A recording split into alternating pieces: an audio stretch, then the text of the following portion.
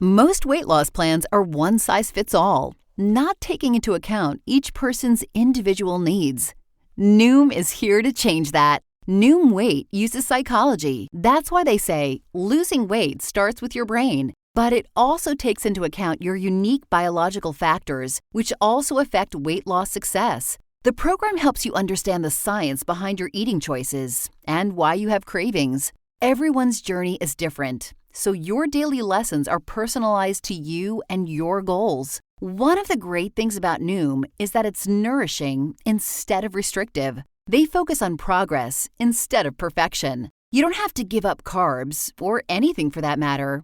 Have cravings? Food FOMO? Noom can help you lose weight while still enjoying your favorite foods. To date, Noom has helped more than 5.2 million people lose weight. Stay focused on what's important to you with Noom's psychology and biology-based approach. Sign up for your trial today at Noom.com. That's Noom.com.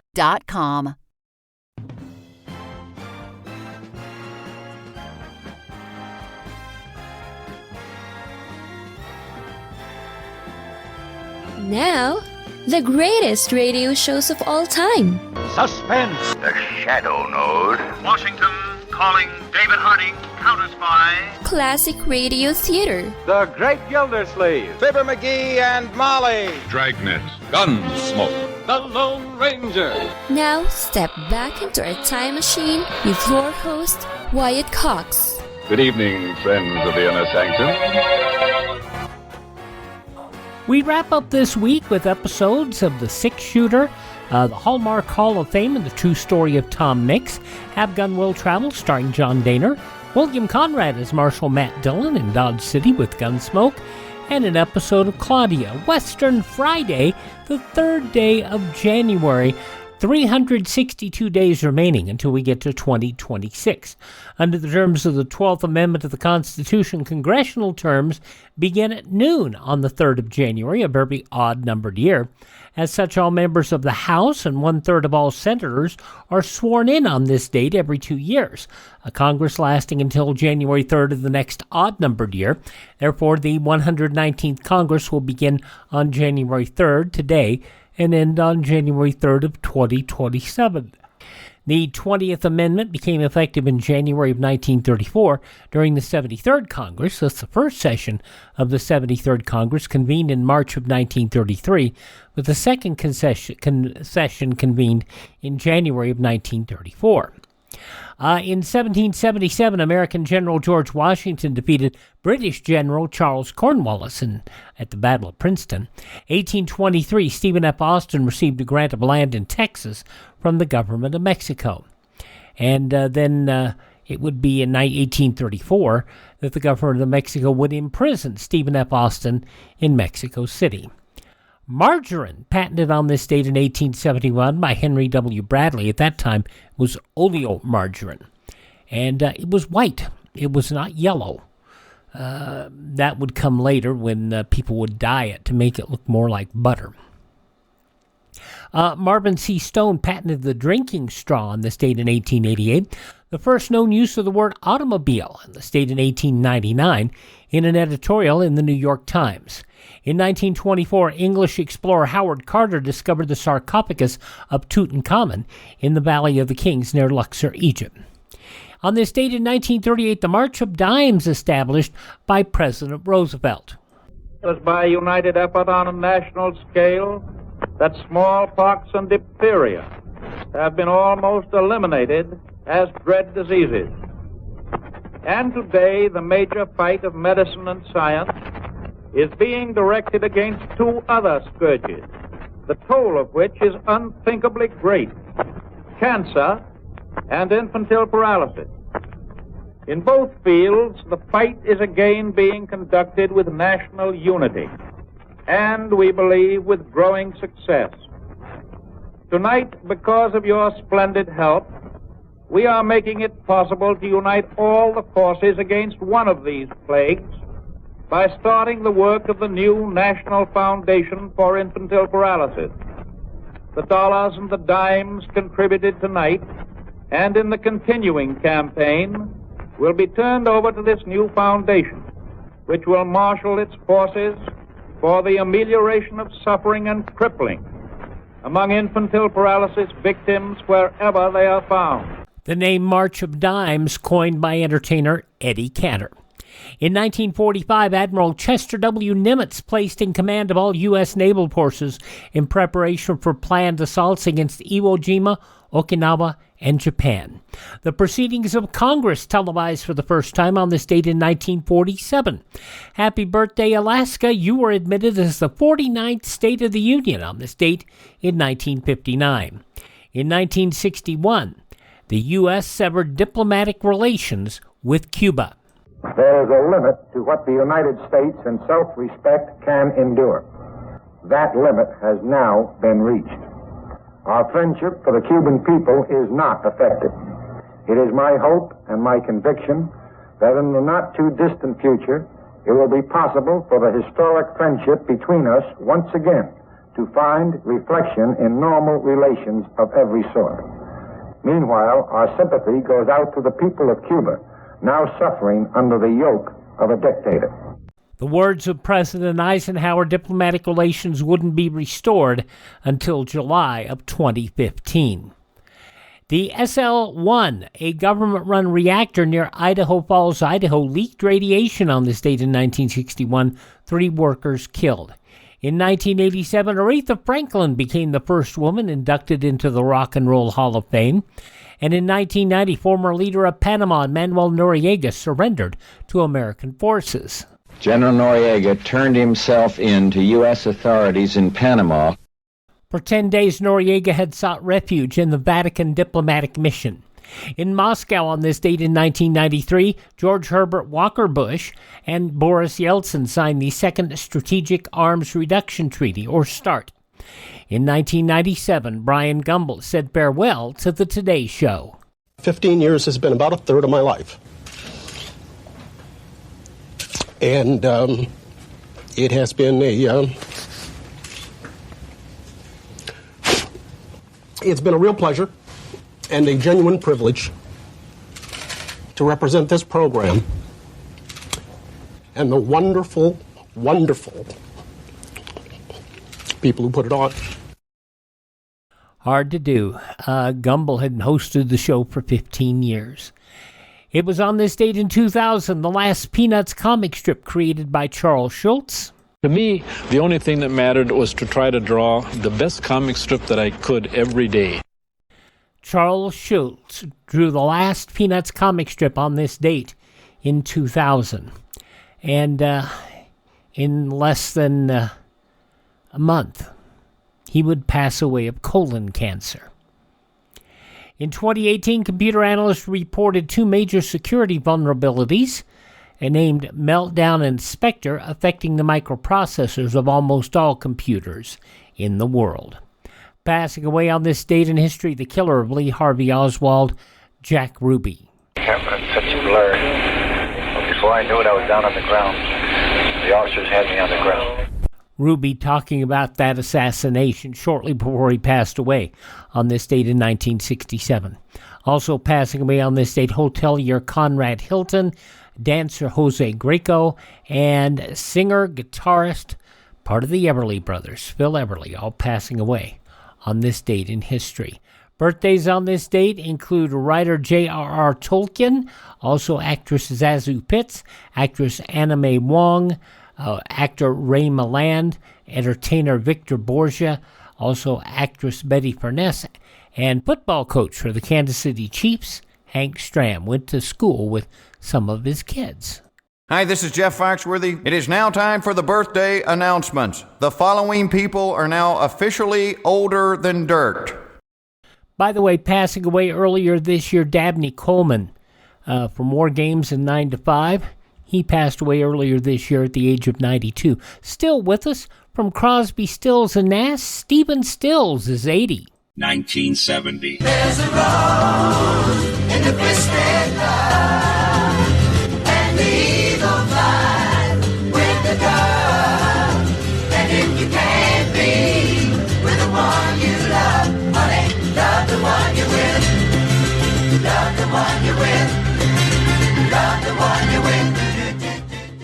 Love the One You're With. Stephen Stills, 80 today. You remember her from Dallas. Victoria Principal, 75. He was with Mid-South Wrestling back in the 80s. Also WWE, New Japan Pro Wrestling. Now ending his career in professional wrestling with All Elite Wrestling. Jim Ross, 73 years old. He has suffered so many health issues, including Bell's palsy, that basically took him out of the WWE. Also, actor Jim Ross, 73 today. Mel Gibson, 69. Some people try to take the lives of other people. And then soldiers like your daddy have to, it's my job to go over there and stop them. From We Were Soldiers, Mel Gibson, 69 today. Winnie Cooper in the Wonder Years. Danica McKellar is 50. Also the co-founder of the group Daft Punk. Thomas Bangalter is 50. And from Fighting With My Family and Black Widow, Florence Pugh is 29. Those just a few of the people who celebrate the 3rd day of January as their birthday. If this is your birthday... Hi, we're the 4 freshmen, and we just want to say... Happy birthday to you! Up first on this Western Friday, Jimmy Stewart and the 6-Shooter and A Friend in Need. That's coming up next here on this Friday Classic Radio Theater with Wyatt Cox.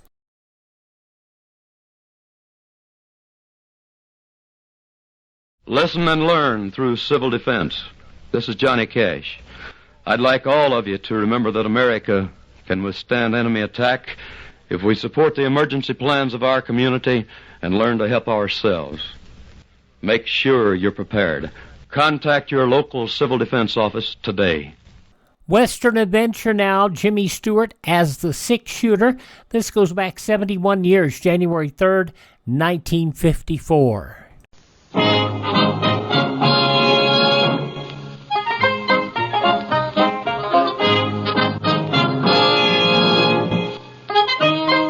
In a moment, you'll hear James Stewart as the 6-Shooter, just one of the many fine programs brought to you Sundays on NBC. Later this evening, listen to the NBC Star Playhouse with one of your favorite stars. Hear Stroke of Fate and the story of what might have happened if fate had reversed historical facts. And be sure to keep tuned for the dramatic story of Last Man Out. It's a wonderful lineup of great programs, all of them heard only on NBC. James Stewart as the 6-Shooter.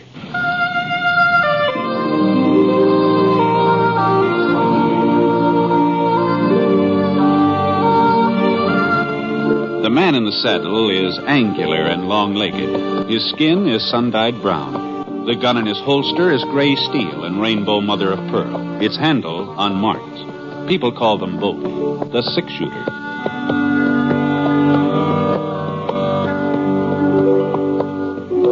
The NBC Radio Network presents James Stewart as the 6-Shooter, a transcribed series of radio dramas based on the life of Britt, the Texas plainsman, who wandered through the Western territories, leaving behind a trail of still-remembered legends.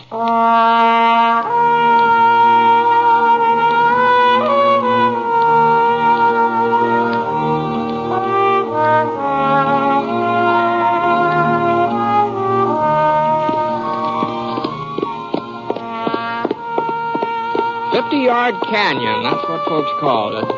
Probably there was another name, more official, written down on a map in the territorial capital, but the people around Smoke Falls, they just called it 50 Yard Canyon.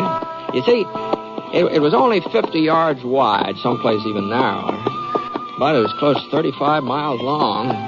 And riding through it was sort of like riding between two giant slabs of granite, all polished and smooth the way a gravestone's fixed up. Except that these slabs were close to half a mile high. Well, anyway, that's what we were coming into, Scar and me, following the trail east to Smoke Falls.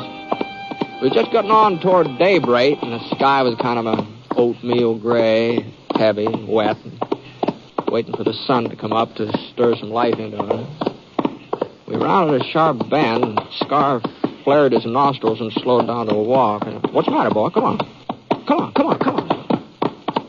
The canyon got a little wider up ahead, and the sides angled up somewhat gentler than usual. I saw some clumps of trees and some mesquite, but it was still too dark to see anything real plain. I got off Scar as fast as I could dive out of the saddle. What the Sam Hill is... Now, who in the thunder are you shooting at? I ain't particular, mister. Well, I am. I couldn't make him out. He was just a shadow partway up the canyon wall, maybe 30, 40 feet. His gunfire gave me a pretty good notion where to aim.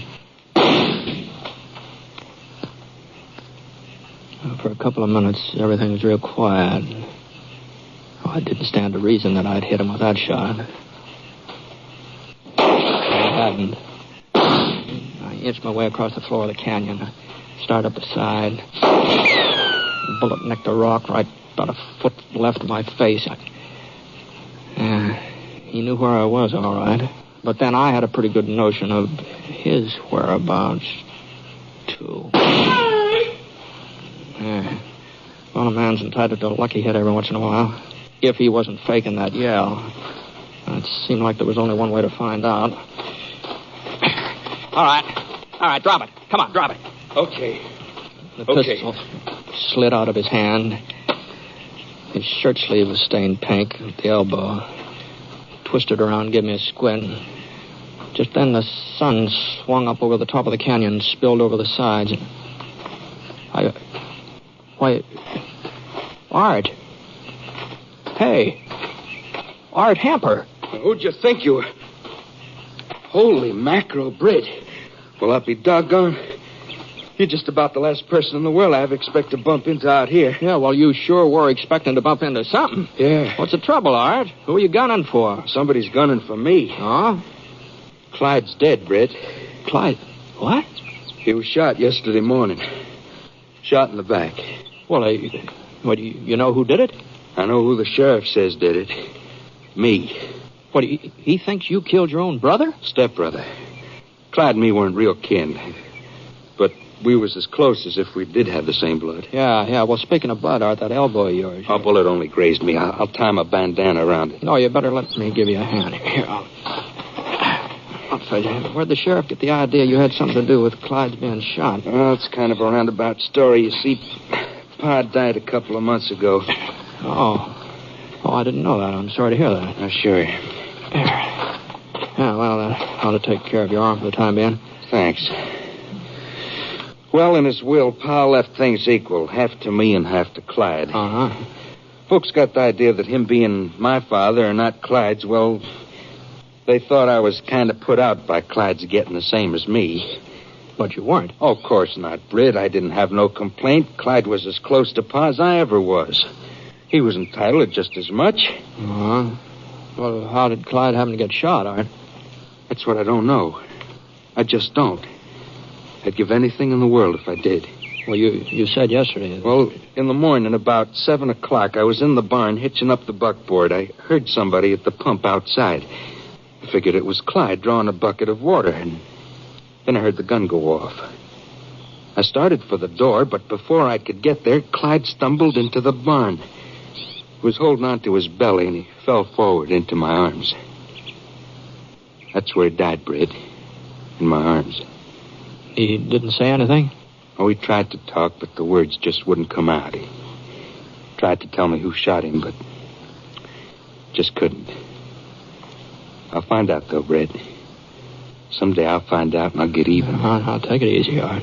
Instead of blaming me, why ain't Sheriff Vale looking for the guilty man? Why ain't he going after the real killer? Well, you're sure the sheriff does blame you? Well, he arrested me yesterday afternoon. Oh, I see. Tried to take me into town, but I gave him the slip. Rode up into the canyon here. Oh, well, now, you shouldn't have done that, Art. If you're innocent, you'll get a chance to prove it. Running away, that just makes you look guilty. I gotta prove anything dangling from the branch of a tree. What are you talking about? They was gonna lynch me. George Crump and Sam Bitley and the other fellas were the sheriff, and he wasn't gonna do nothing to stop him. He said hanging was better than I deserved. You don't know Sheriff Elbridge. No, you must be new to Smoke Fall. Well, you don't believe in wasting time with trials and juries. I wouldn't be the first man Vales let the boys take care of. I see. That's why I had to get away. Oh, I knew I couldn't run too far before they'd catch up with me out here in this canyon. Well, you are kind of boxed in. Yeah, but I figured a day or so when the fellas had cooled down, listen to reason. Maybe they'd even pick up the real killer's trail by then. Uh-huh. I thought you was one of Vale's posse when I heard your horse. That's the reason I fired.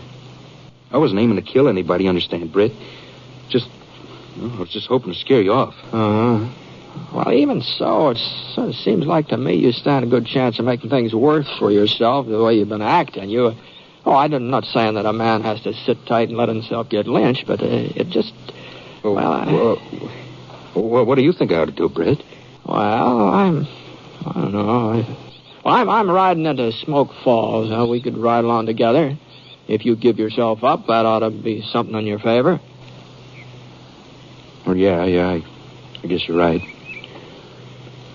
My horse is starting to go lame. I couldn't go much further anyhow, but tell you the truth, Britt, I'm scared. You scared? Well, they had a rope. George Crump was carrying it when the sheriff arrested me. And the way the fellas looked, their eyes half closed and their faces red, sort of like they had a fever. I ain't never been a coward, Britt, but I was scared. Well, like you said, they'd probably cool off by now. Well, if there was some way I could just be sure. Britt, maybe if you was to talk to him first. Talk to him? Well, before I give myself up. They must be following me. You're bound to run into them on your way into town. Well, I suppose so. Well, they'd listen to you. They respect you, and they'd have to listen. Even Sheriff Vale must have heard about the six-shooter. You could tell him that I never had nothing against Clyde. You knew he was always friendly, even when we was kids. Sure. Well, if you'd make the sheriff understand and the boys with him, well, then I'd feel better about going back into town. Britt, you ride on ahead. They can't be more than an hour or so away. Tell them I'll give myself up. Tell them to wait for me at Squirrel Rock. You know where that is, don't you? Yeah, I guess so. Well, tell them I'll meet them there at noon. I don't know, Art. You don't think I'd run out on you, Britt? You don't think I'd do a thing like that? No, but I... Well, all right, then. Squirrel Rock at noon. That'll give my pony time to rest up. Uh-huh. Well, afterwards, after I'm all straightened out with the sheriff, we'll find out who killed Clyde. You'll help me find out, won't you? I'll help if I can, all right? Thanks, Britt. There's just one thing, though. Yeah. Now, suppose I don't meet up with the posse. Well, you couldn't very well miss them here in the canyon. No, maybe they've turned around. Maybe they've gone back. Well, in any case, I'll be at Squirrel Rock at noon. If the posse ain't there, you wait for me just the same. I'll go into Smoke Falls with you. All right. I guess you know what you're doing. All right. I'll be seeing you.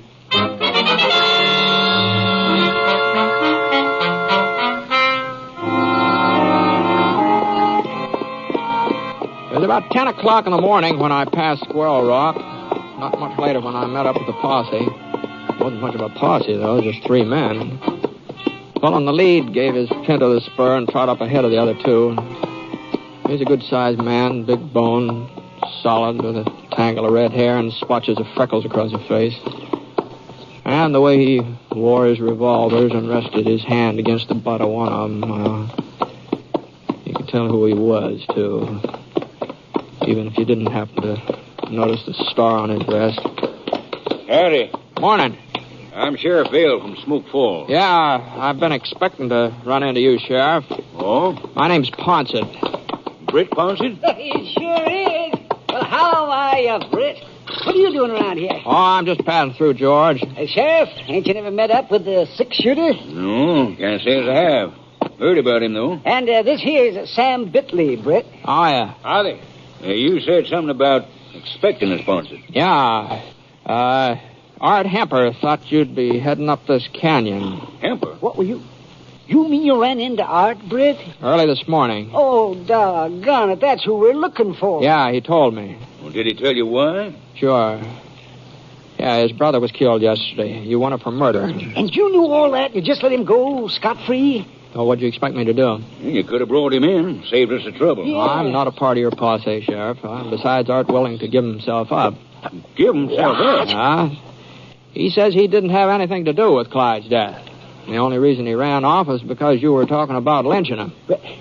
Say, Britt, how you gone loco? You didn't actually believe him, Ponset. Well, I I've known Art for a good many years, Sheriff. Well, looks like we know him a little better than you do. Yeah, I saw it, Britt. The whole thing with my own eyes. I saw the murder. Now, hold on, George. Now, you didn't see I it. tell you, I saw it. I was riding past the Hemper Ranch, and Clyde and Art were out behind the barn. They didn't notice me. They were too busy arguing and shouting. Then Clyde turned and started to walk towards the house. Well, Art pulled out his gun and shot him in the back. Clyde didn't even have a chance to draw. Well, what, is that the truth, George? As true as anything in this world. Well, I swung around, and I headed into town to get the sheriff. And that's when Art spotted me. He got off a couple of shots, but I was out of range. Well, the story he told me is entirely different. Well, that shouldn't surprise you too much, Ponset. No, I guess not. What happened when you arrested him, Sheriff? Well, we didn't arrest him. No, we didn't. Why do you think we're out here looking for him? I see. But he took off before I could bring the sheriff back.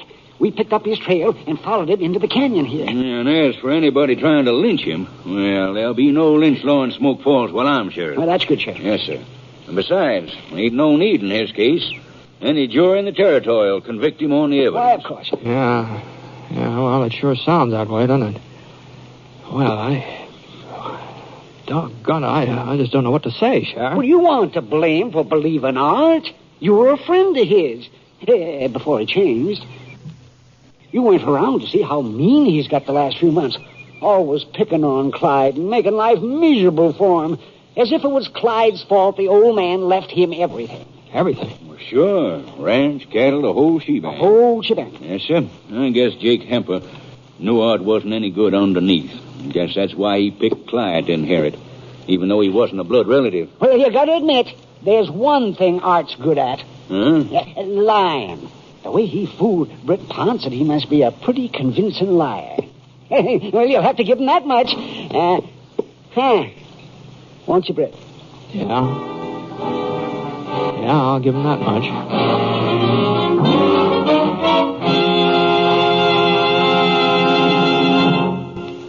We'll continue with James Stewart as the six-shooter in a moment, because I'd like to answer a question that so many of you have written in to ask. It's about our theme music on the show, and believe me, we like it too. It's called Highland Lament, but I'm sorry to say there's no way for you to obtain it to play in your own home. You see, all of our music has been recorded for broadcast only, and it simply isn't available in any form at your music store. But thanks for writing anyway. Your good letters are tremendously appreciated by all of us. Incidentally, while Jimmy Stewart is kept pretty busy with the six-shooter and his motion picture work, one of his happiest activities is keeping up with his twin daughters, Judy and Kelly, at home. There's a nice picture story of the Stewarts and their twins in the current issue of McCall's Magazine.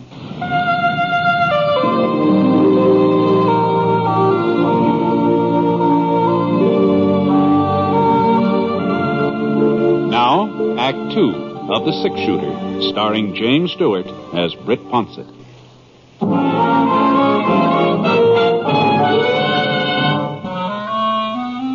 Well, there wasn't anything else I could do but just tell Sheriff Vale the whole cock and bull story just the way Art had given it to me. I felt like crawling in a prairie dog hole. Oh, not just because Art had made a fool of me. It was more than that. We'd been pretty good friends once, all three of us. Art, Clyde, and me. Now Clyde was dead, and sooner or later Art would be brought in for killing him. If I wasn't so doggone gullible, it might have been a lot sooner. Swell rock, eh? It's only 3 or 4 miles. You must come by it. Yeah, that's where he said he'd give himself up. Oh, is that so? Well, if he told you to wait for him there, you can be darn sure it's the last place he'll be. He's probably still up at the end of the canyon, trying to find the pass you come through. Yeah, I guess so. Yeah, sure. Well, we better ride on ahead. You want to come with us, Ponset? No, I think I'll head back for town. Well, suit yourself. I left a couple of the boys along the way in case Hemper gives us a slip and starts backtracking. You might tell him to keep the eyes open, that we haven't caught him yet. Yeah. All right, Sheriff. Okay, George. Sam, come on, let's go. Come on, boy.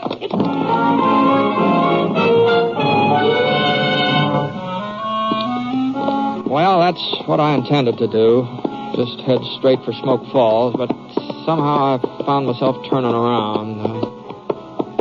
I took it real easy, and then when I came to Squirrel Rock, I couldn't help pulling up. Whoa.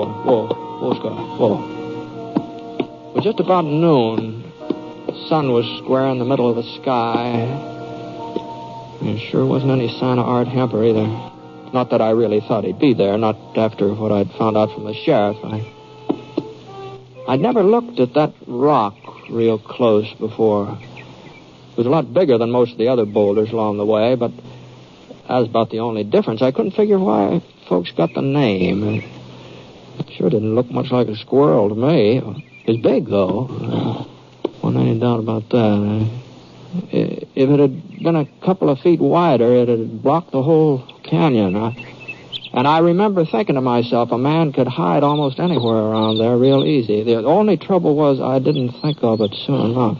Right on time, Britt. Yeah, so are you, Art. You don't mind getting off your horse, do you? Well, as a matter of fact, I'd just as soon not. Well, you better do it anyway. Keep those arms stretched way up high. Uh-huh. All right. Now, you can unbuckle your gun belt, but use only one hand, your left one. Yeah, okay. Thanks. I guess you know I ran into Sheriff Vale. Sure. I told you you would. Him and his boys come riding through here just a few minutes ago. Didn't even stop, huh? I must have figured I was up at the end of the canyon hunting the pass you come through. Yeah. Art, George Crump says he saw you shoot Clyde. Did, huh? Well, I didn't pick a very good time for it, did I? You're not going to deny it again, huh? You wouldn't believe me if I did. I already pressed my luck with you once today, Britt. I won't try it twice. Why'd you kill him, Art? It wasn't Clyde's fault your father left him the property.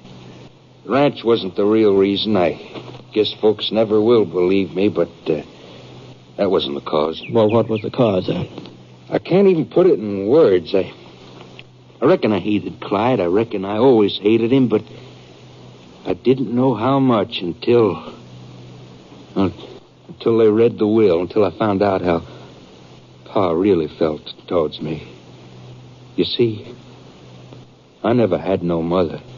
She died when I was born. No. It wasn't very long after that Pa married again, and I had me a ready-made family.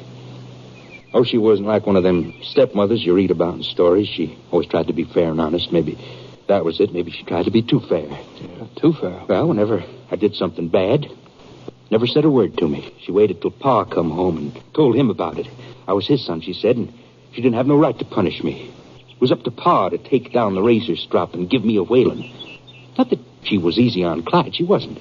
She saw to it that he told the line. But he belonged to her. He was her responsibility. He got plenty of whippings, too, but it was her that give it to him. I guess it don't sound very sensible, Britt, but there was times when I used to wish she'd care enough about me to, well, just slap me or give my ears a good boxing. But she never did. I was Pa's son. Now, you couldn't blame Clyde for the way his mother acted toward you. Oh, I didn't blame him. Not at first. I told myself we were even Steven. He had a ma and I had a pa. That was fair enough. And whatever happened, I was Art Hemper. Britt, he wasn't even entitled to the same name, not by any rights. Once I asked Pa about that, I asked him why Clyde was calling himself Hemper. Real good tannin'. That's the answer I got. Mm-hmm. And that's the way it was. All the time I was growing up, all the time until she died.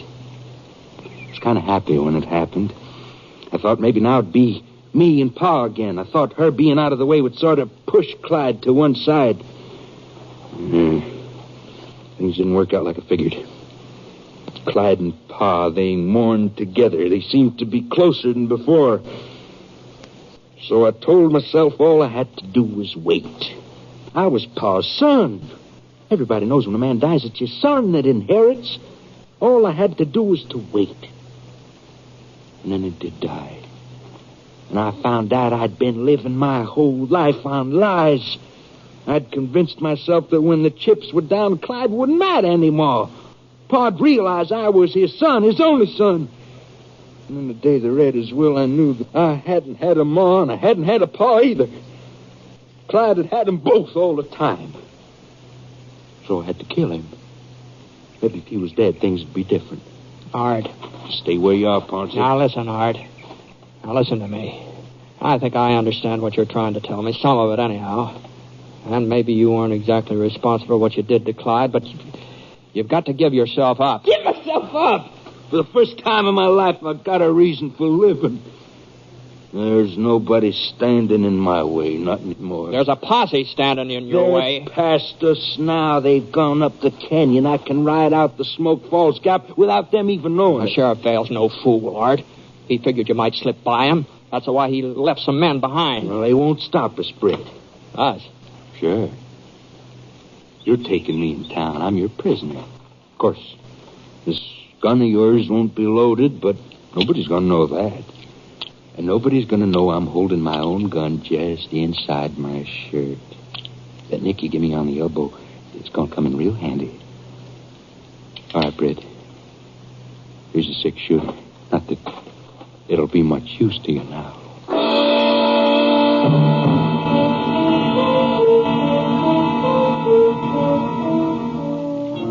Art brought his pony up from behind the rock, and we started down the trail. In a way, I felt kind of sorry for him. But that didn't justify what he'd done. It didn't justify him getting loose and killing somebody else, maybe. We were getting close to the mouth of the canyon now, and the trail kind of straightened out. I figured we ought to meet up with one of the sheriff's boys somewhere along about here. Be their last chance to stop on Art before we hit the flat country. I guess Art was figuring the same thing. Hold your gun on me, Britt, like you were serious. All right. Don't try anything fancy. We rode out for about 5 minutes more, and then I spotted him. A fellow leaning against the side of the canyon with a carbine across his arm. He must have been dozing, but when he heard us, he came awake fast, and the carbine swung around ready for business. All right, hold up there. So you got him, huh? Yeah, I got him. Who are you, mister? I didn't see you with the posse. My name's Ponsett, Britt Ponsett. Oh, sure, the 6-shooter. Did he give you any trouble, Mr. Ponsett? No, not so far. Well, where's the sheriff? He's back a ways. He'll be coming along. Well, maybe you ought to wait up here. We can all ride into town together. Now, the sheriff said Ponsett was to go on ahead. Oh? That's so, Mr. Ponsett? Yeah, that's what he said. Well, I guess you can take care of him. You ain't gonna need no help. Not with that gun of yours. I hear it's about the fastest shooting 6-gun ever been turned out. Say, maybe you'd like to take a look at it. Wait a minute. Here, catch. Are you crazy, Mr. Ponsett, throwing your gun around like that? Why, if I wasn't covering Art there... But you are covering him. Huh? Britt, I told you. Look out, I was already diving for the ground. Art fired through his shirt. The bullet slid across the back of Scar's neck. Art didn't get a second chance. The carbine slugs tore into his chest and knocked him off his horse. He just lay there. He was bleeding bad.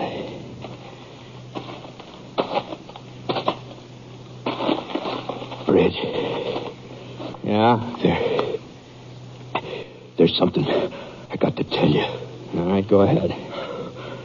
Sorry I lied to you this morning. A man shouldn't lie. That's what my pa always said. And you were my best friend. Shouldn't have lied to you especially. Well, besides, it didn't do me no good. It just goes to show you that lying don't pay. Pa used to whip me whenever I lied. I should have known better, Britt. I should have known that.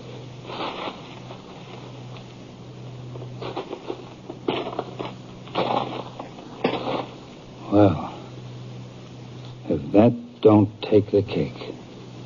What? Not more than a minute ago, he tried to shoot you down. But now all he said was he was sorry he lied to you. What happens to a man like that, Mr. Ponsett? I don't know. I just don't know.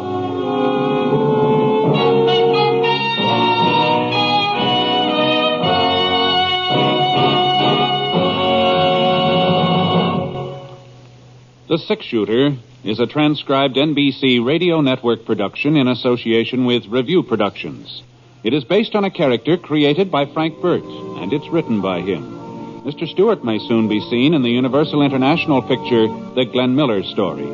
Others in the cast were Shepard Menken, Bill Johnstone, Frank Gerstle, and Howard McNear. Special music for this program was by Basil Adlam, and the entire production is under the direction of Jack Johnstone. All characters and incidents were fictitious, and any resemblance to actual characters or incidents is purely coincidental. This is Hal Gibney speaking. This is the NBC Radio Network. For years, NBC owned Sundays. I mean, they really did. They did such a great job. And then there were lots of problems, starting with the fact that all the CBS talent raids took Jack Benny, Amos and Andy, and so many, Edgar Bergen and Charlie McCarthy, so many other great shows. And they were the big losers in the long run. They tried to get it back with the Six-Shooter, but its direct competition was the Bing Crosby Show, and that didn't go very well. So it was a good show. It was a delight. Up next, we will have a look at the news from that date, Sunday, 71 years ago, January 3rd, 1954, when Classic Radio Theater with Wyatt Cox continues.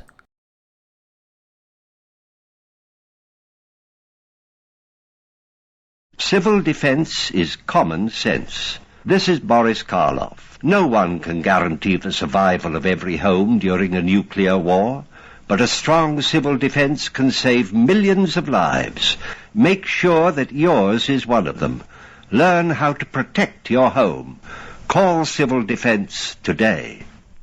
Our feature date is Sunday, January 3rd, 1954. Let's take a look at the newspapers from that Sunday 71 years ago today. World War II AAA set a new transcontinental airspeed record of 4 hours, 8 minutes, and 5 seconds yesterday, and seconds after he crossed the finish line, he ran out of fuel and made an emergency landing. Colonel Willard W. Milliken flew from L.A. to New York with only one stop to shave 4 minutes, 55 seconds off the record set in 1946 by Colonel William Council. Treasury and congressional staff experts have agreed on major points in a sweeping tax revision proposal, providing for almost $1.5 billion annually in tax cuts in many fields.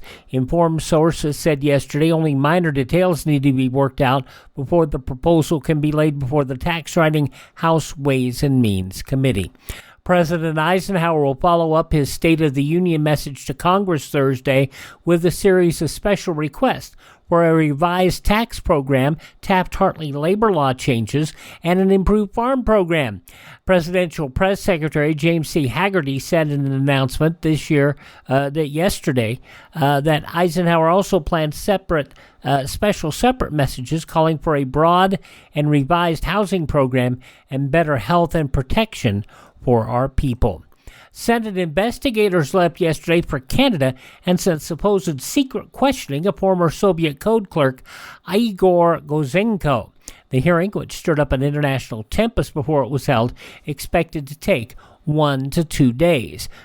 Security troops ordered yesterday to bring back alive a group of hairy-fanged jungle creatures whose appearance at outlined rubber plants had left workers screaming in terror. The weird half-ape, half-human creatures apparently have a weakness for tapioca and have been raiding tapioca patches for snacks. Senator Knowles, the Republican of California, predicted yesterday the Democrats will maintain a good batting average in support of President Eisenhower's proposals in the forthcoming session of Congress. Nolan, the Senate floor leader, says he foresees a constructive session opening next Wednesday in which congressional Republicans will team solidly with Eisenhower aides to carry out the president's big legislative program. Jocko, a big bald eagle who likes his whiskey straight, landed in Washington Zoo yesterday and faced the sobering fact: no more daily beakers of bourbon. Jocko, so fortified by a slug of whiskey in Detroit, flew to Washington in a cage aboard a commercial plane to make his new home in the zoo. The big bird acquired his taste for whiskey and rabbit meat while being nursed to health by a friendly Michigan shoemaker after fishermen found him lying crippled on Lake Superior ice. The director of the zoo said he'll get his rabbit meat or a rat and a daily ration of horse meat, but the whiskey's out. Congress would have to appropriate the money for whiskey, and I don't think they'll do that. Someone stole the ski lift off Mount Lima in Switzerland, according to police. The whole works. 2 cables of 800 feet each, an engine, and the supporting pillars of the tow lift are missing from a shelter on the mountain where the lift had been stored last spring, tracks leading across the Italian border. And a group of deaf mutes from Chicago, Illinois kept 2 local Ocala, Florida hotels in an uproar Friday night with a New Year's celebration that continued into the wee hours. The silent visitors took over the lobby, and the hotel refused to pick another place despite written pleas of the management. Police called to quiet the disturbance and haul the 2 off to jail, but the celebration continued unabated.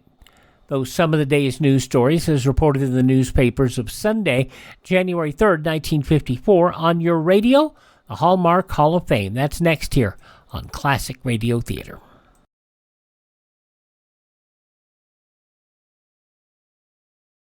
When buying your emergency food and water supply, choose foods that provide a well-balanced diet. For instance, canned soups, fruits, vegetables, fruit juices, packaged cereals, and dried foods are excellent for storing. Raisins and chocolate are good energy-building foods and take up little storage space. Avoid storing salty foods because they will only add to the problem of drinking water.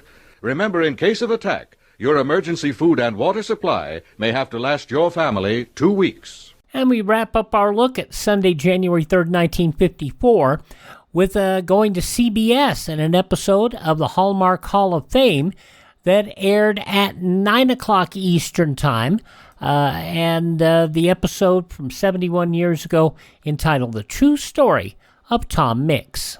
Remember, a Hallmark card when you carry enough to send the very best.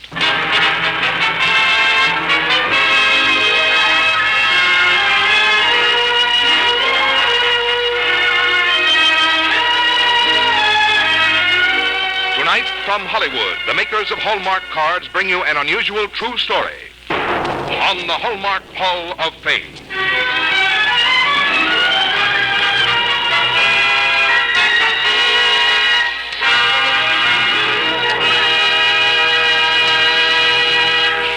And here's our distinguished host, Mr. Lionel Barrymore.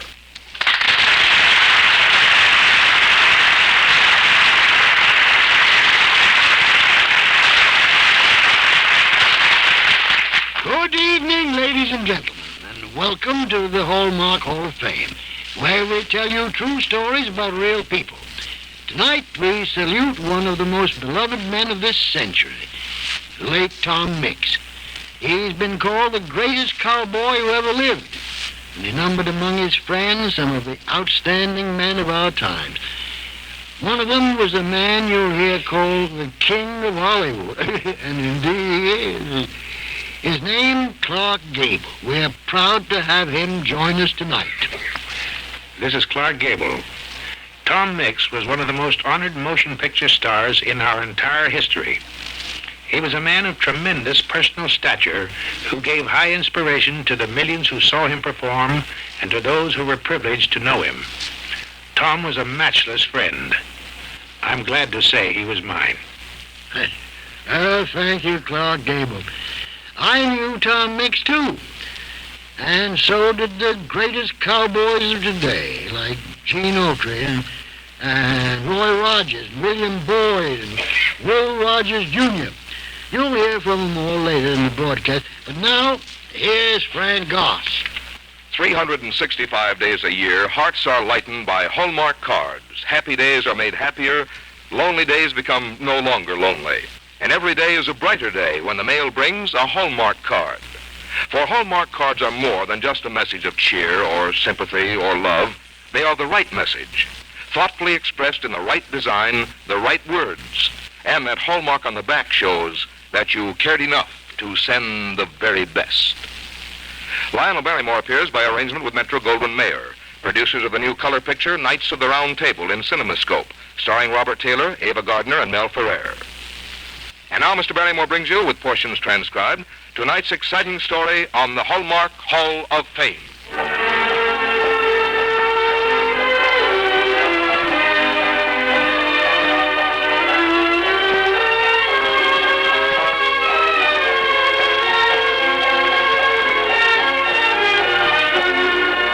On the screen, Tom Mix was often cast as a sheriff of marshal fighting for law and order in the Old West. Well, the role fitted him well, for in the early 1900s, Tom Mix actually served as a United States Deputy Marshal in the Southwest. Although he later was to make 370 motion pictures, no film story ever written for him was more exciting or courageous than the one he lived himself when he was a United States Marshal.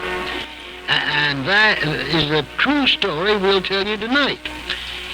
It began around a campfire in the northeastern Oklahoma Territory.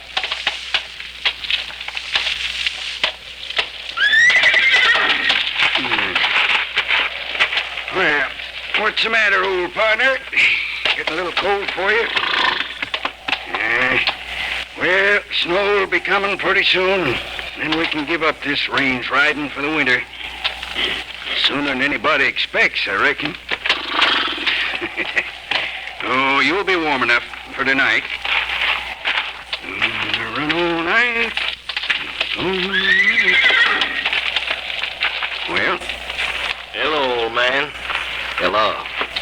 Well, I'll be hanged. You fellas sure traveled quiet. We understand you've been selling some cows, Beckett. Huh? You took 30 cows over to Veneta yesterday. You sold them, didn't you?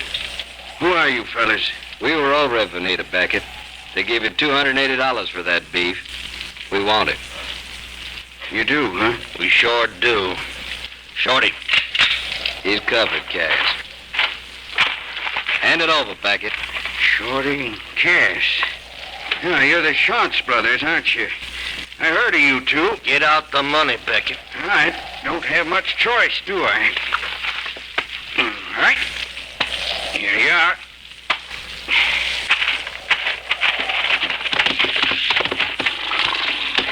Yeah. Thanks, old man. Yeah. Thanks. Let's go.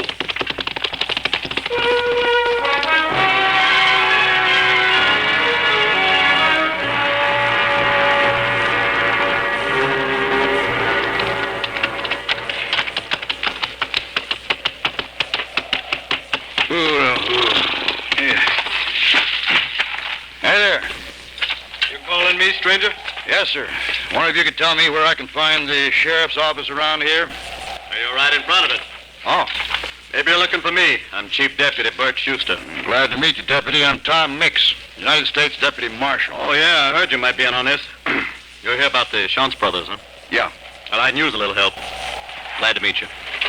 Come on, let's go inside where it's warmer. Yeah, fine. That's bad business. Yeah. Those two got to be stopped. They'll be stopped. Have a chair, Marshal. Thank you. Wish I was as sure about that as you are. We've scoured this whole area. Can't find a trace of them. And this cold weather hasn't helped much either. My men don't like riding a horse when the weather gets below zero. You can't blame them for that. But then I doubt if the Shantz brothers like riding in this weather either.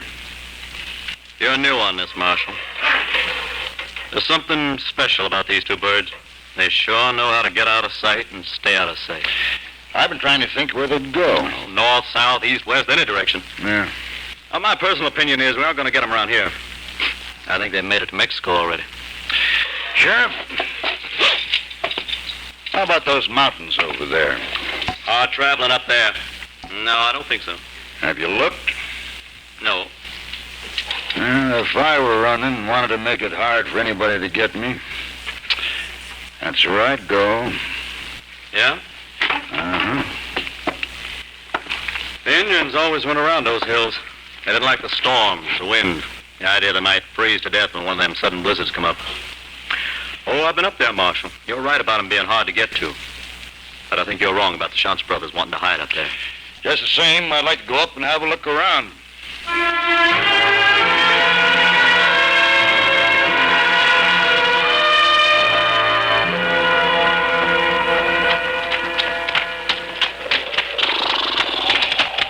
These horses won't do us much good pretty soon. Trail's getting narrow. How far to the crest? Oh, maybe another mile. You can't see it from here, but about at that overhang, it flattens off into a boulder field and shoots right on up to the top. And no horse can travel that. Oh, man, we haven't seen anything like a trail so far. Any use in going all the way? How are your feet? I haven't been able to feel them for 2 hours. Or any other part of me either. Don't you ever get cold? I'm as cold as I can get and still be alive. Ooh, now. All right. Wait a minute. There's an empty Winchester shell. Yeah. Somebody's going ahead of us not too long ago. There's no rust. Now, let's keep going.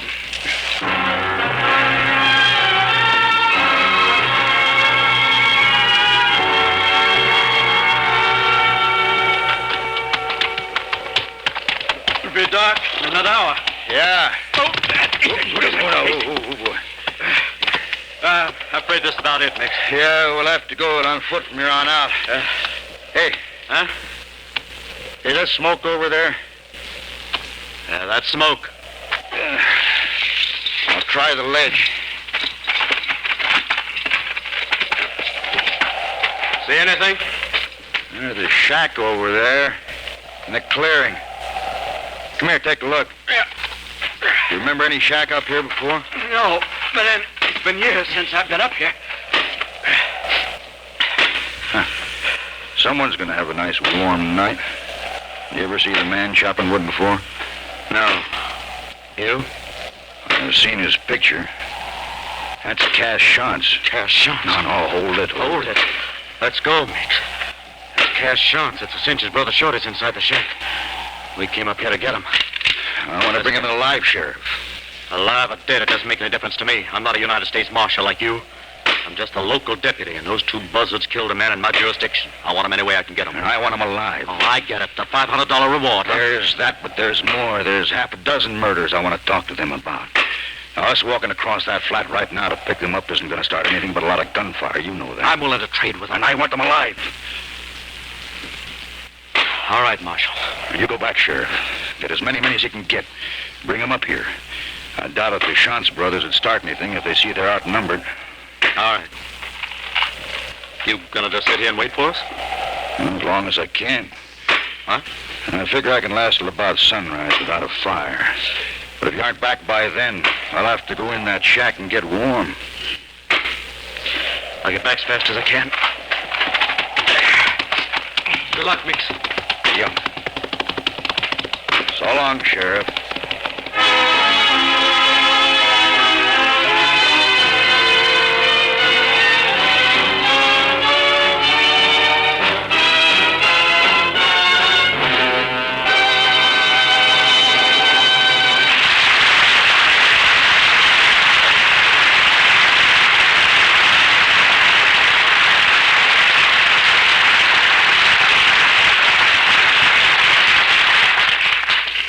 In just a moment, we return to the second act of the Hallmark Hall of Fame.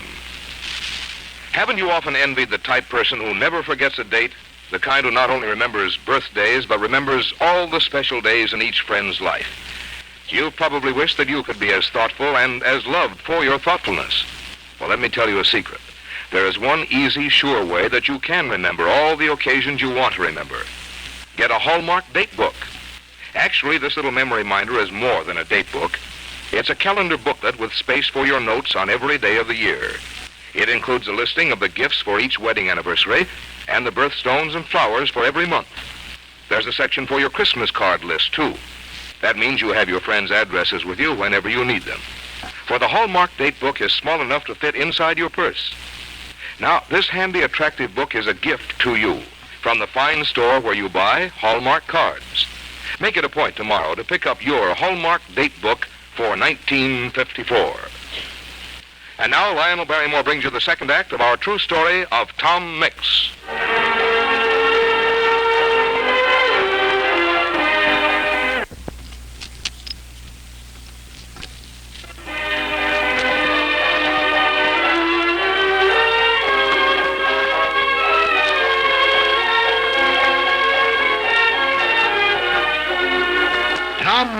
brushed death many times in his fantastic career. He fought in the Boer War, the Boxer Rebellion, and in Cuba with his close friend Teddy Roosevelt. He was an inspiring and determined man, a brave man who believed in justice, but he also knew the meaning of fear. And Tom Mix never knew its meaning more intimately than when he was a United States Deputy Marshal on the trail of the Shantz brothers. I remember the way Tom told it to me years later. Right after dark, one of those sudden storms come up. Temperature dropped way below zero. It snowed all during the night, and when the first morning light appeared, I knew that Sheriff Schuster had been lost, or he was dead, or he was caught in the same blizzard and couldn't get down from the passes. I had to make a move or freeze to death. I began to ease down toward the cabin. Off to one side was a small corral and a shed. Cass and Shorty Shantz were no goods, but they took care of their horses, and sooner or later one of them would be coming out to see how the horses had fared the night. That would be my chance to get them apart from each other. My one chance. Check the pump. See if it's froze up. Yeah, I'll do it. All right, Cass, don't reach. Why, you... Cass? Where are you, Cass? Get him up, Shorty, way up. Not me. My leg. My knee. All right. Drop the gun, Shorty. I'm a U.S. Marshal. You're under arrest. All right, Marshal. Go ahead, get it over with. Get what over with? Shoot me. Kill me like you done Cass. Cass isn't dead, Shorty. I got him in the shoulder. And you aren't going to die either. Not here, anyway. Oh, my knee. I'm taking you back to town. Both of you. Yeah? Who are you? Tom Mix. When the posse gets here, we're leaving. Let me tell you something, Mix. They ain't gonna get here. What do you mean by that? Why do you think we chose this place to hole up? First snowstorm of the year blocks the pass down below. Appears to me like it's gonna snow a week. Yeah. Appears to me like you're stuck here, Mix. For the winter.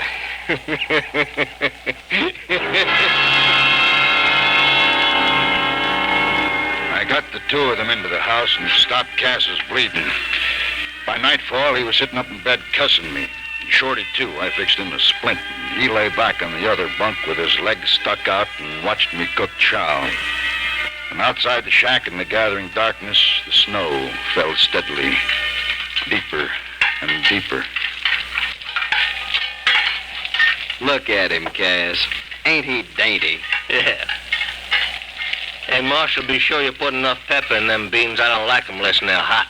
Nah, don't you worry, Cass. Old Marshal Tom Mix is supposed to do most anything better than the next. Didn't you know he was a national rodeo champion? Why, sure. Of course, Shorty. And all them stories they tell about him bringing in the outlaws.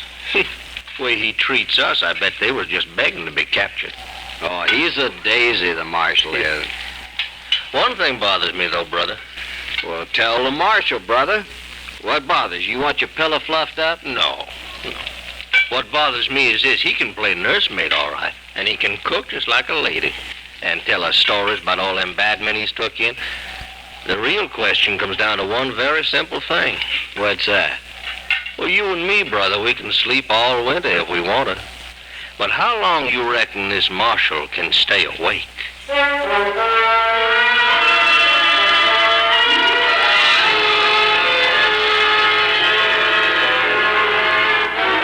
I'd already been up one night and 2 days. The Shantz brothers slept in shifts. One of them always awake, watching me, watching him. In spite of their wounds, they were rested men and dangerous men, waiting for the one chance they could to catch me off guard the moment I'd fall asleep.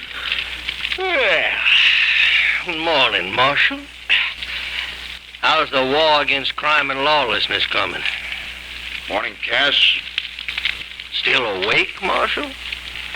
I'm still awake, Cass. So what time is it? Here, breakfast time, Shorty. Smell that coffee.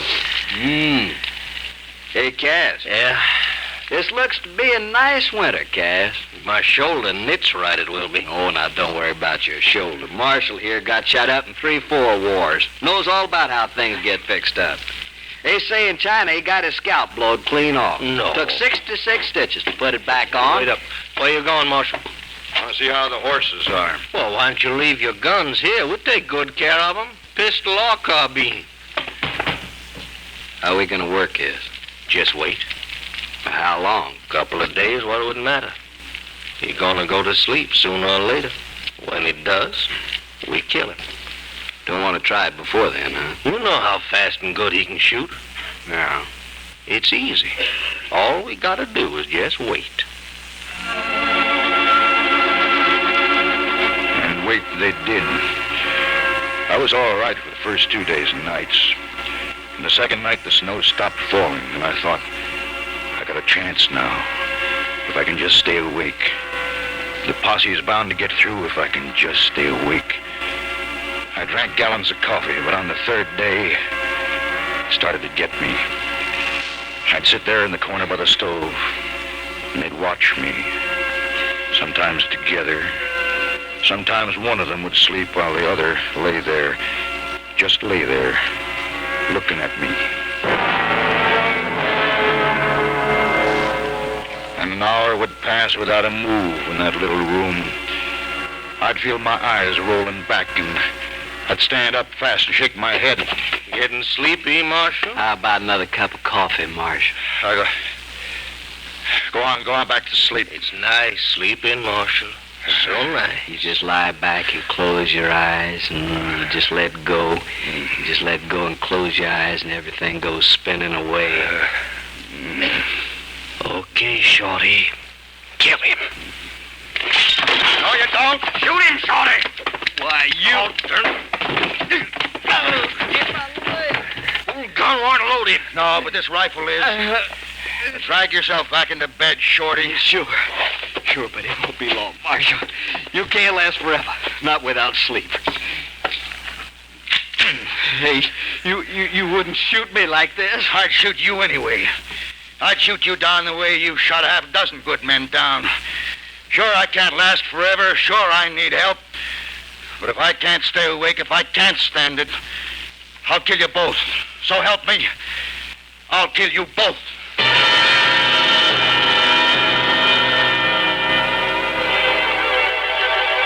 It was the fourth day. I had to get sleep. Just 5 minutes. 1 minute. I was starting to hear things. I thought I was hearing guns go off. And then I knew what it was. When I was just so tired to get out of the chair, I pointed the carbine at the ceiling and pulled the trigger. Hey, look at him, Shorty. Got himself a new trick for keeping awake. Listen. That's the posse. Yeah. Tom, you're there? Yeah, come on in, Schuster. It's all right. Tom, you all right? I'm afraid I need a little help.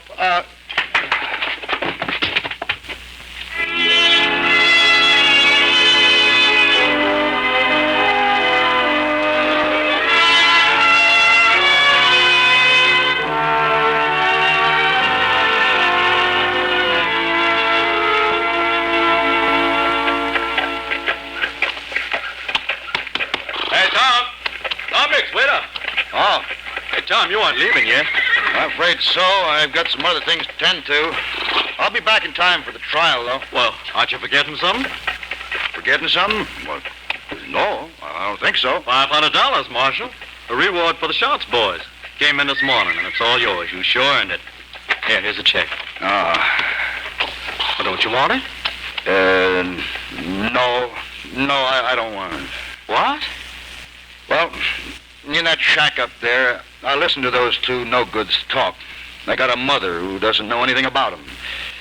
They lay up there and laughed at her, and for what she tried to do for them. I don't think they've ever done anything for her in their lives. So, see that she gets this, will you? I will, Tom.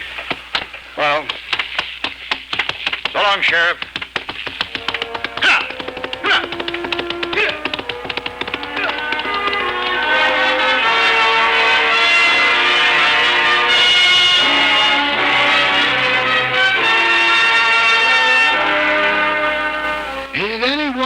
that the motion picture industry sought out this remarkable man, Tom Mix, and that he quickly became the idol of millions of youngsters and adults, too. And not only an idol, but a very real flesh and blood symbol of justice and mercy, of the inevitable triumph of decency over evil wherever it's found. The number of Tom Mix's friends in Hollywood is legion, and tonight we're pleased and proud to have 4 of the greatest Western stars in motion pictures here with us to join in our tribute to Tom Mix. Hello, friends. This is Gene Autry. You know, I was proud to call Tom Mix my friend. He influenced and inspired my early life and my career, just as his real life and film adventures influenced most of the young people of his time. Well, this is Roy Rogers. The great cowpunching star, Tom Mix, was and is an inspiration to all of us. His influence for good upon the young people of his time was phenomenal. Tom was a great man, and I'm proud to say, my valued friend. This is Bill Boyd, or you might know me as Hopalong Cassidy. I knew Tom Mix. To me, he was one of the West great men. Tom was a man who dined with presidents and kings, and a man who rode the range with the roughest, toughest cowpunchers of his time. Tom was one of the greatest cowboys of all, and one of the finest. This is Will Rogers, Jr. You know, my father always said that Tom Mix was one of the top cowboys of all time. Dad and Tom were close friends. It was a fine sight to watch Tom Mix and Will Rogers riding together along the bridle paths of Beverly Hills. And now, ladies and gentlemen, Mrs. Tom Mix. Thank you, Mr. Barrymore, for tonight's splendid Hallmark presentation of a gallant story from the true life of my husband. I'm grateful, too, for this opportunity to express my sincere appreciation to Tom's close friends, Clark Gable, Gene Autry, Roy Rogers, William Boyd, and Will Rogers, Jr., who have honored Tom here tonight.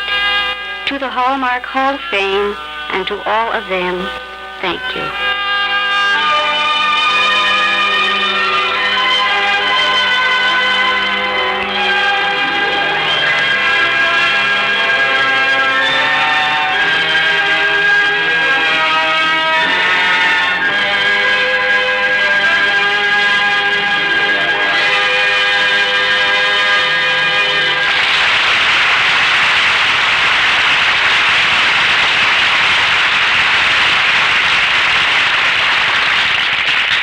Tomorrow, drop into the fine store where you buy Hallmark cards and let them give you their New Year's gift to you, a Hallmark date book for 1954. Now, that's not a pretentious-sounding gift, I know, but the truth is that your little Hallmark date book can be the means of a much easier, happier, and friendlier New Year for you. You see, it is a booklet of little calendars with enough space at each day for your personal notations. You can write in the birthdays and anniversaries of everyone dear to you. Make notes to remind you of special dates. Never again need you have that sinking feeling, ooh, I forgot Uncle Harry's birthday.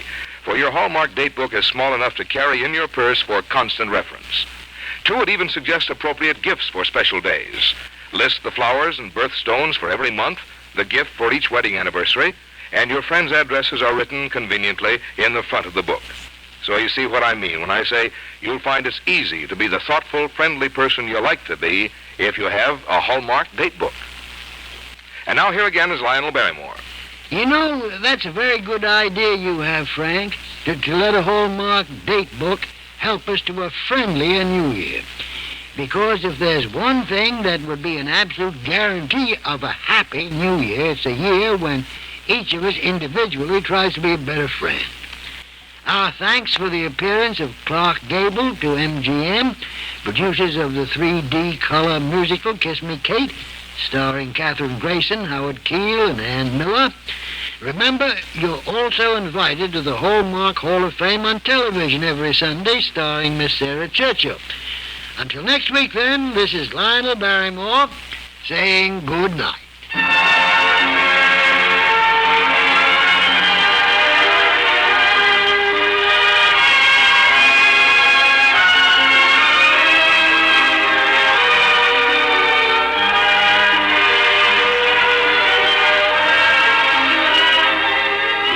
Hallmark cards that are sold only in stores that have been carefully selected to give you expert and friendly service. Remember, a Hallmark card when you carry enough to send the very best. Our producer-director is William Krug. Our script tonight, with portions transcribed, was written by Wilbur James. John Dehner was heard as Tom Mix. Also featured in our cast were Vic Perrin, Jack Edwards, Harry Bartell, and Lawrence Dubkin. This is Frank Goss saying goodnight to you until next week at the same time, when we'll present a true story about William Allen White. On January 17th, we'll bring you MacDonald Carey, starring in an interesting story about Mark Twain. And the following week, a true story about Robert Baden-Powell on the Hallmark Hall of Fame. This is the CBS Radio Network.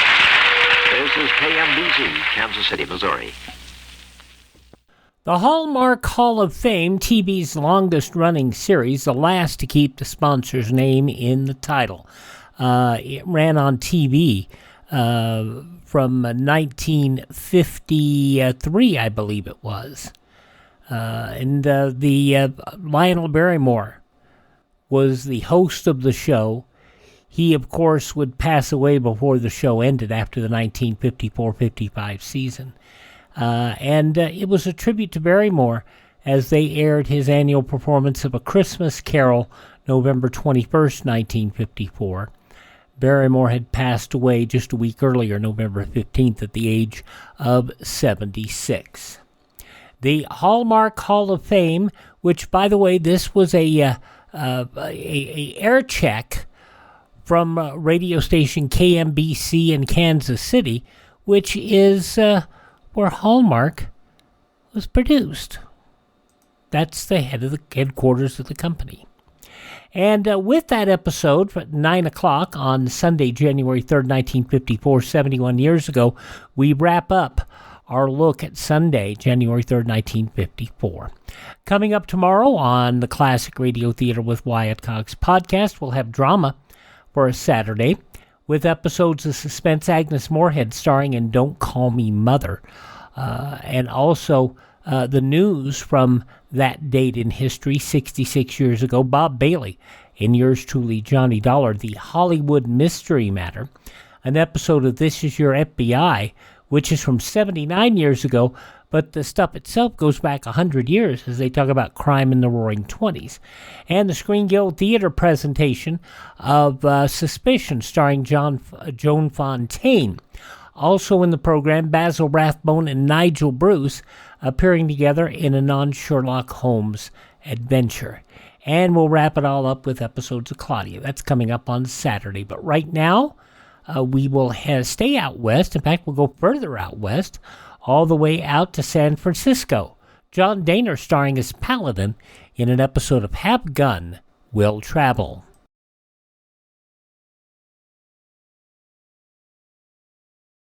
A well-designed school can be more than a fine building and a place for learning. It can also protect the children, the teachers, and the whole neighborhood, too, if the architect has designed the school to serve as a community fallout shelter as well. Over 13,000 architects and engineers have been trained in fallout shielding techniques. To learn more about building fallout shelter into new schools, contact your local civil defense director.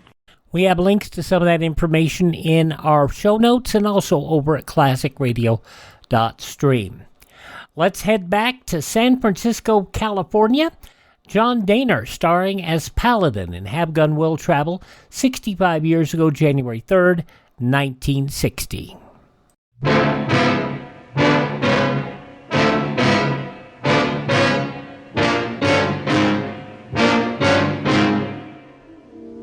You caused an innocent boy to spend 6 years in prison.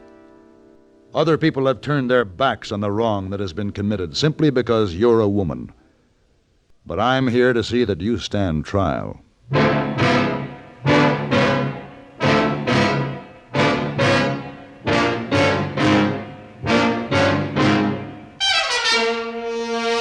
Have Gun, Will Travel. Starring Mr. John Dehner as Paladin. San Francisco, 1875. The Carlton Hotel. headquarters of the man called Paladin.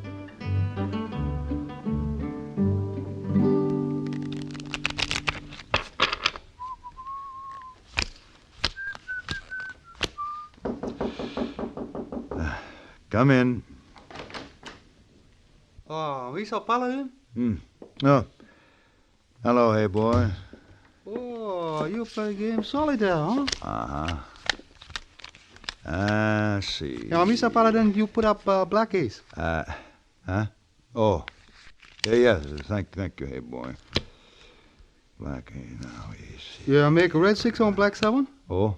Oh, yes. What? What's the matter? Over here like this, see? Hey, boy, then make this one here. Yes, I see that. You put him here. Look, hey. And then this one. Hey, boy, did you want something? How's that, Mr. Paladin? Well, you knocked on the door. I knocked on the... Oh, yes, sir. This letter come for you. Oh, thank you. That's from a man named Todd Griffin in Tucson, Arizona. He wants to see me. Well, guess I better get ready to leave. Oh, Mr. Paladin, you got to go right away, not even finish nice game of solitaire? Well, No, hey, boy. I'd sort of lost interest in it anyway.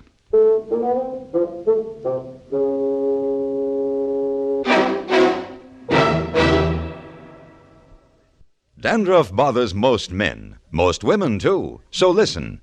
Today you can get rid of embarrassing dandruff in just 3 minutes. Yes, with Fitch Dandruff Remover Shampoo. Unsightly dandruff's gone in 3 minutes. It's the quickest, easiest of all leading shampoos. That's not all. Using Fitch regularly is guaranteed to keep embarrassing dandruff away. Simply apply in the unique Fitch manner. Before you wet hair, rub in 1 minute. This way, Fitch shampoo penetrates right down to the scalp.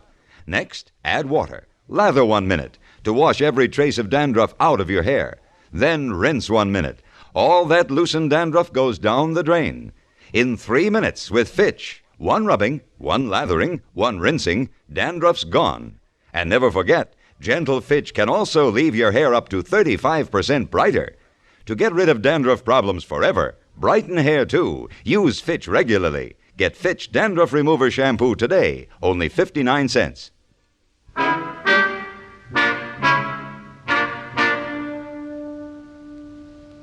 It was late afternoon, and I had several miles still ahead of me when a hush fell on the desert.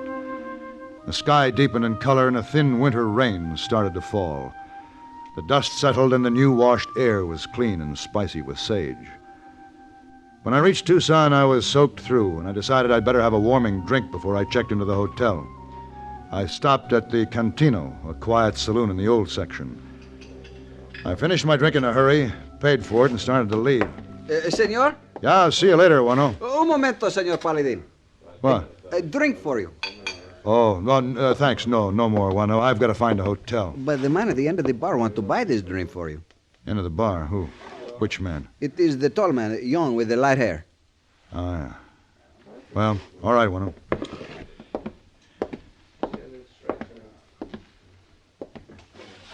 Well, thank you.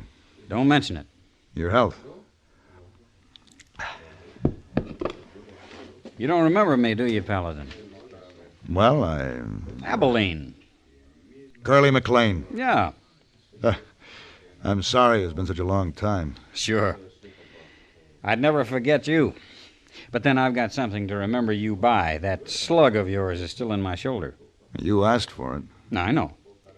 And I know it didn't have to land in my shoulder. You could have put it where it would have finished the job. And you'd have been within your rights. You were just a hot-headed kid, and what you really needed was a good spanking, but you didn't leave me any choice. Yeah, I know. Remember what you told me? No, what's that? You said if I didn't simmer down and get wise, I'd see the inside of a prison. You were really going for trouble. I want you to know I took your advice. Oh, I'm glad to hear it. I left Abilene, broke up with the old bunch, came here to Arizona, took a job, worked hard. Well, good. What are you doing now, Curly? I just finished 6 years in Yuma Territorial Prison. Oh. I've been out just 2 weeks, 5 days, and 10 hours. I won't ask you any questions, Curly, but just tell me this. Can I give you a hand? Have you any plans? Thanks, no. There's a little matter I have to see to before I settle on anything. And I have a business appointment tomorrow afternoon. Suppose I look you up tomorrow night. We'll talk. Sure. I'll be around.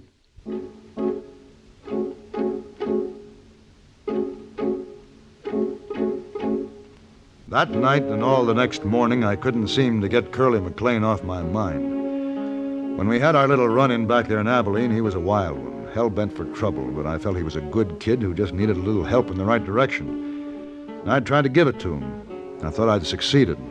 I wondered what had gone wrong along the way.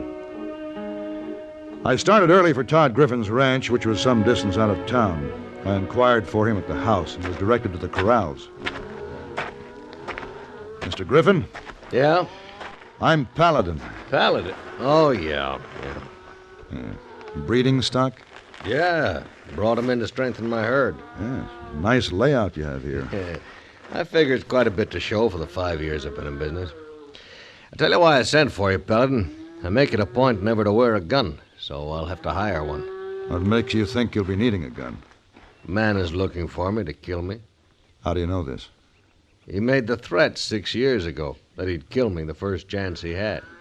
Well, why have you waited 6 years to get concerned about it? Yeah, this is the first chance he's had. He'd been behind bars until week before last. Oh? His name is McLain, a young fella. I'll show you his picture. If he ain't in town already, he will be soon. You can be sure of that. You want me to protect you from him. Yeah. Do you have any particular plan? He ain't very smart. We'll figure something. Mr. Griffin, why did he make this threat? What do you mean? Well, why did he say 6 years ago that he would kill you the first chance he had? I don't see how that's any of your business. No? No, that ain't any of your concern. Why, how, where, or what? For a darn good fee, I'm offering to hire your gun. Now, if you don't want the job, you say so. I'll get somebody else. No, I'll take the job, Mr. Griffin.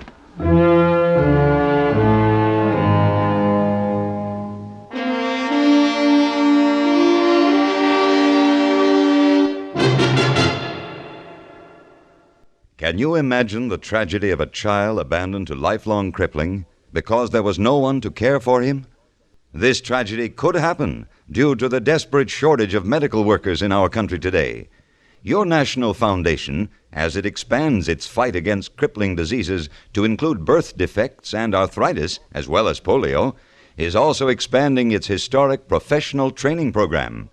This program aims to help meet shortages of doctors and scientific researchers, nurses, physical therapists, occupational therapists, and medical social workers.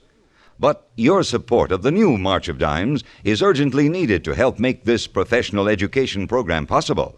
Your dimes and dollars will help train the hands and minds needed to save lives and rehabilitate the stricken from whatever illness they suffer.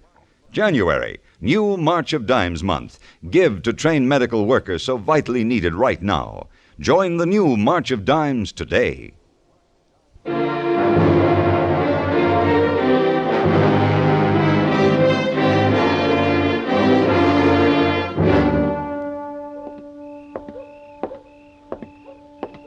Curly. Hey, Curly, hold up. Oh, Paladin. You're a hard man to locate. I think I've missed you by one hand at every poker game along the street. I like to keep moving. Oh, why? What's on your mind? What do you mean? Are you looking for someone, Curly? Is it any of your business? Yeah. Griffin has hired me to protect him. So that's it. Is he right, Curly? Does he need protection from you? I guess you could say he does, because I'm aiming to kill him first chance I get. Why? I've been saving up a lot of hate. Come on, I'll buy you a drink.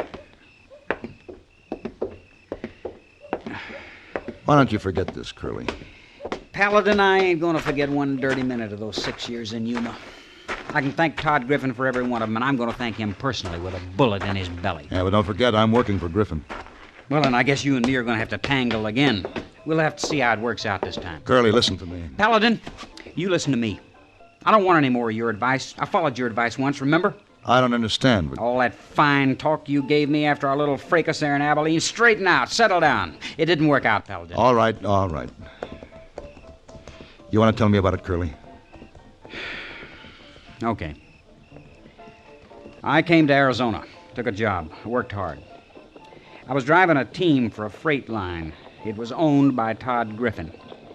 We serviced the mines in Bisbee, carried equipment, supplies, and every once in a while they'd send a payroll along with us. No guard or anything, just tossed it in. Figured it would be safe that way. Big payroll? Real big. Big enough for Griffin to set himself up with that cattle spread he's got. What do you mean? One time when the payroll was going in, it never got there. The wagon was found abandoned halfway up the grade. The money was gone. I didn't happen to be driving that night. Griffin, in his report, said I was. Your word against his? Yeah. Wasn't there anyone who could prove you weren't driving? Yeah? The woman I was with. Only she was part of the frame. She swore in court she hadn't seen me. Said I told her I had to work that day. Is that woman still in Bisbee? Last I heard, she was in Phoenix. What's her name? Carrie Porter. Why? I'd like to see her. Maybe she'll tell the truth. Maybe we can reopen the case. Will that give me back the last 6 years? Will killing Griffin? No. But I'll be pretty sure he won't be enjoying the next 6. Curly, will you make a deal? What's that? Will you give me a week and promise me that you won't make a move for a week? All right, Paladin. I've waited a long time. I can wait another week if that's what you want. But 1 week, that's the deal.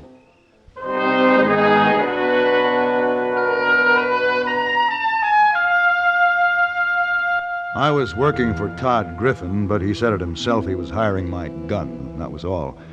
So I didn't question the ethics of my plan. When I found Carrie Porter, I realized I had my work cut out for me. She owned the Four Aces Saloon near the outskirts of Phoenix.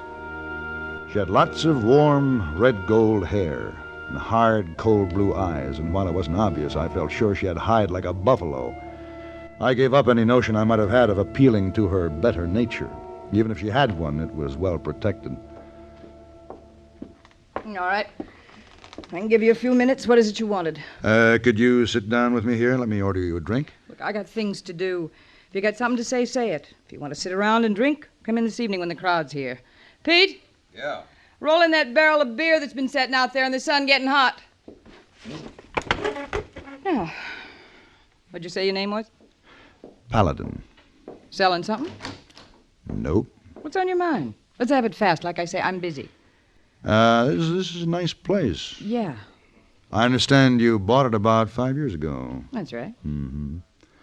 About the same time Todd Griffin went into the cattle business. That's exactly what are you getting at? Oh, it takes quite an investment to open a saloon or to start up a cattle spread. Where'd the money come from? How do you figure that's any of your business? Just curious. Seems to me very strange to me that more people haven't been curious. I think you better get out of here. Maybe it's because people always take the easy way out. Maybe rather than face the truth that a terrible wrong has been committed by society, it's easier to look the other way. Now, see Even here, if it's plain as day that you and Griffin set yourself up with loot from a payroll robbery, it's better to accept it than admit a mistake and face up to the fact that an innocent boy spent 6 years in prison. All right, Paladin, your time's up. Pete? Yeah, be righto. Just put your gun on the table, Paladin. Pete has you covered, but he won't shoot you. We have another way. We get nosy people like you in here every once in a while. First, we just warn them. And so far, that's always been enough. I see. Yeah, Miss Carey? Pete's a good bartender, but that ain't why I keep him here. Now, you can try to put up a fight. You look like the kind who will, but believe me, it's no use. All right, Pete. Now, you wait a minute.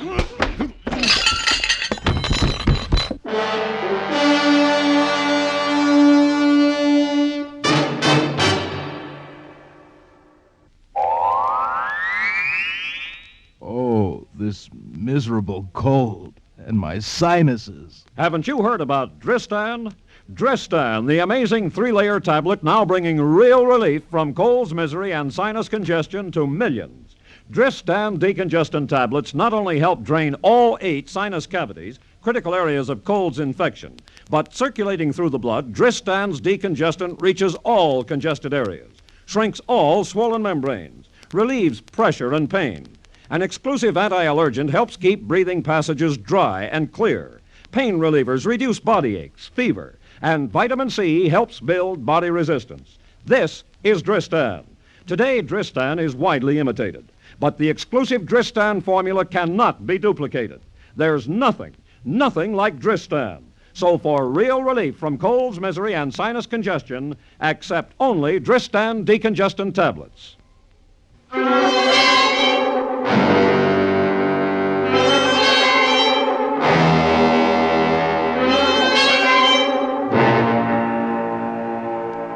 Carrie was right on both counts. One, I was the kind who would try to put up a fight. And two, it was no use. When I came to, I was stretched out on the edge of the desert. It was dark. It was raining. Strangely enough, I was quite content just to lie there, which was lucky, because I couldn't move. A long time later, I started to think, and then I got mad. Finally, I was mad enough to find my way back to the Four Aces Saloon. On the way, I picked up a club. The place was closed. Pete was locking the back door. Who's that? Never mind locking that door, Pete. I'm going in. Hey! This is for you. Now, take care of it.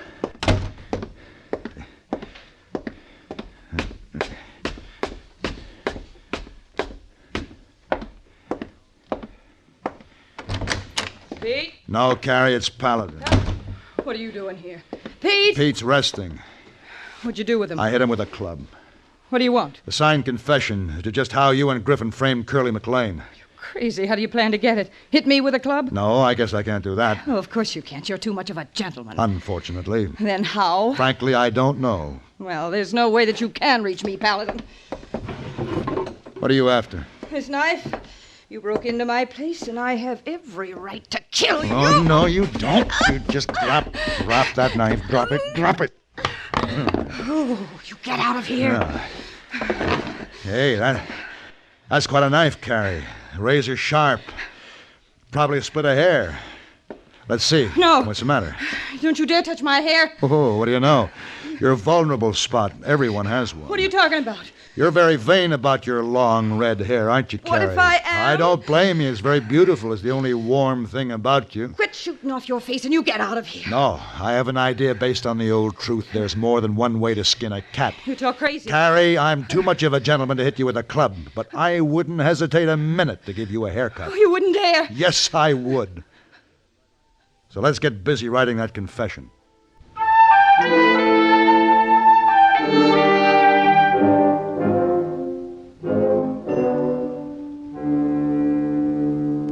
Carrie Porter wrote the confession, and I marched her to the marshal's office with it to make sure it would stand up in court. Then I started back to Tucson. I reached there one day past the week Curly had agreed to give me.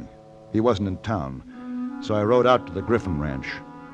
I dismounted at the gate and searched the grounds. Finally, out by the tool shed, I found the two men. Griffin was cowering against a corner of the building, and Curly stood over him with a gun. Now I'm here. This seems too good for you. You ought to sweat more. No, I ain't armed, Curly. It's murder. Curly! What?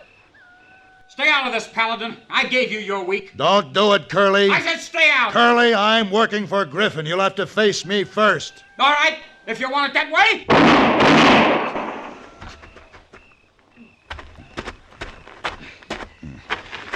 Curly? You ain't learned to shoot any better in all these years. Shoulder again. Yeah. That's the other shoulder this time, Curly. Give you a little balance. You shouldn't have stopped me. Don't worry, Curly. Griffin isn't going to enjoy the next 6 years. Or maybe the 6 after that.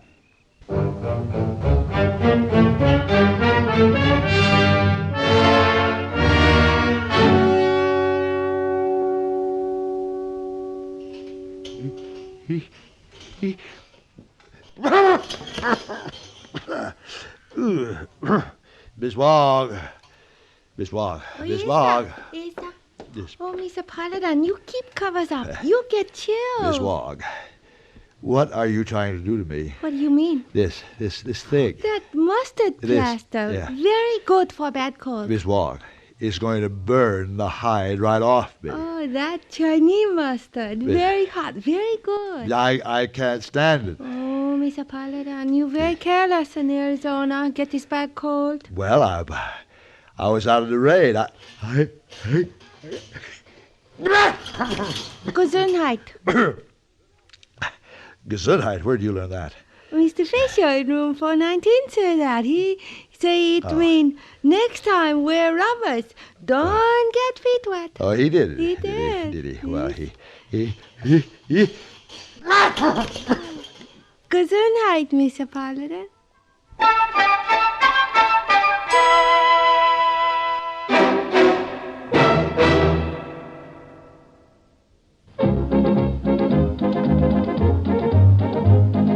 Winston tastes good like a cigarette should. Winston tastes good like a cigarette should. Winston gives you real flavorful, rich tobacco flavor. Winston's easy drawing too. The flavor comes right through to you. Winston tastes good like a cigarette should. A modern filter? Sure, Winston has it. But that's only the beginning of a Winston. Up front, up where it really counts, Winston packs exclusive filter blend. Light, flavorful tobaccos, specially selected and specially processed for filter smoking. Filter blend. That's why it's fun to smoke Winston, America's best-selling filter cigarette. Winston tastes good like a cigarette should.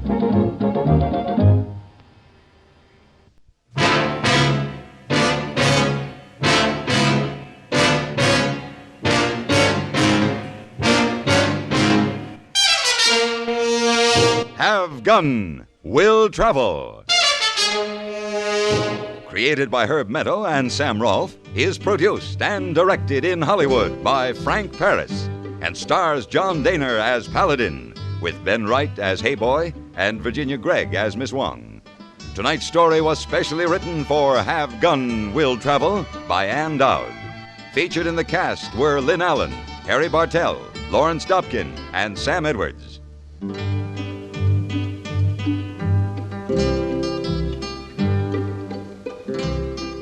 This is Hugh Douglas inviting you to join us again next week when CBS Radio presents Have Gun Will Travel.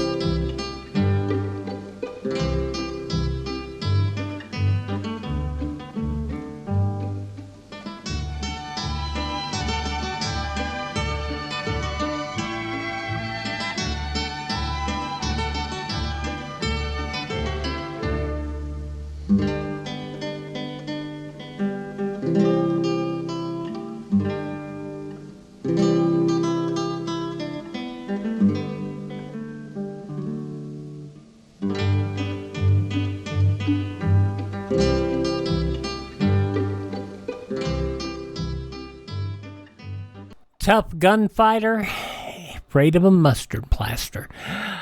65 years ago, January 3rd, 1960, Have Gun Will Travel here on Classic Radio Theater with Wyatt Cox. Up next, William Conrad as Gunsmoke.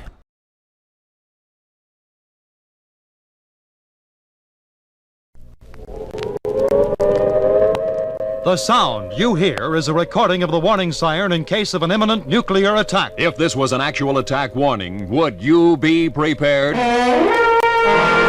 Would your family be prepared?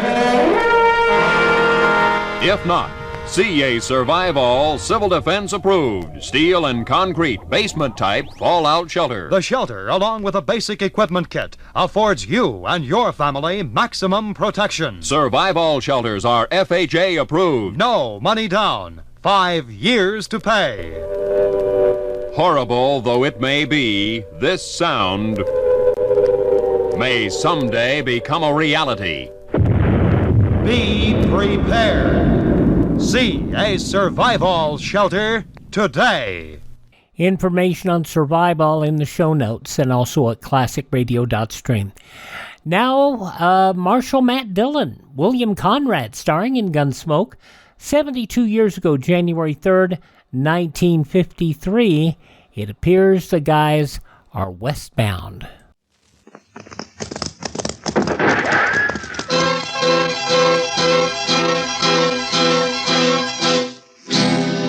Around Dodge City and in the territory on west, there's just one way to handle the killers and the spoilers, and that's with a U.S. Marshal and the smell of gun smoke.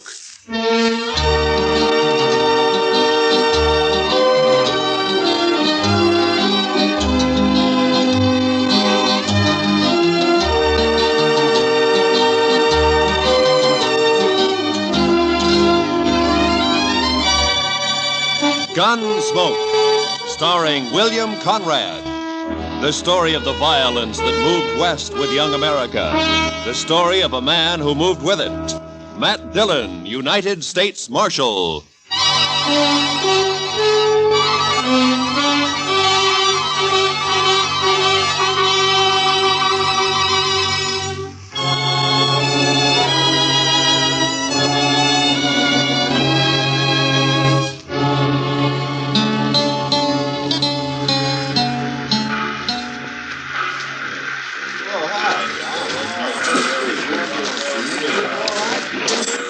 .20 p.m. We got in right on time, Mr. Dillon.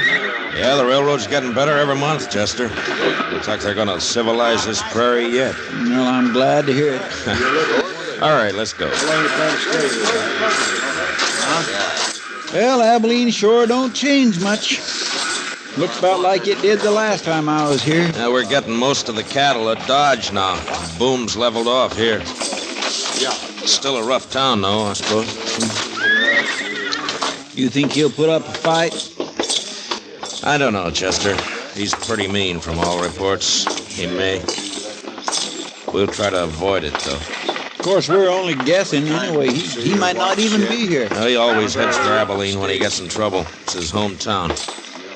He'll be here. And one good thing, it's Bill Hickok's town, too. At least we'll have the local sheriff on our side for once. Yeah, I suppose that's some help. Some help? I'd rather have Wild Bill along than anybody I know. I suppose.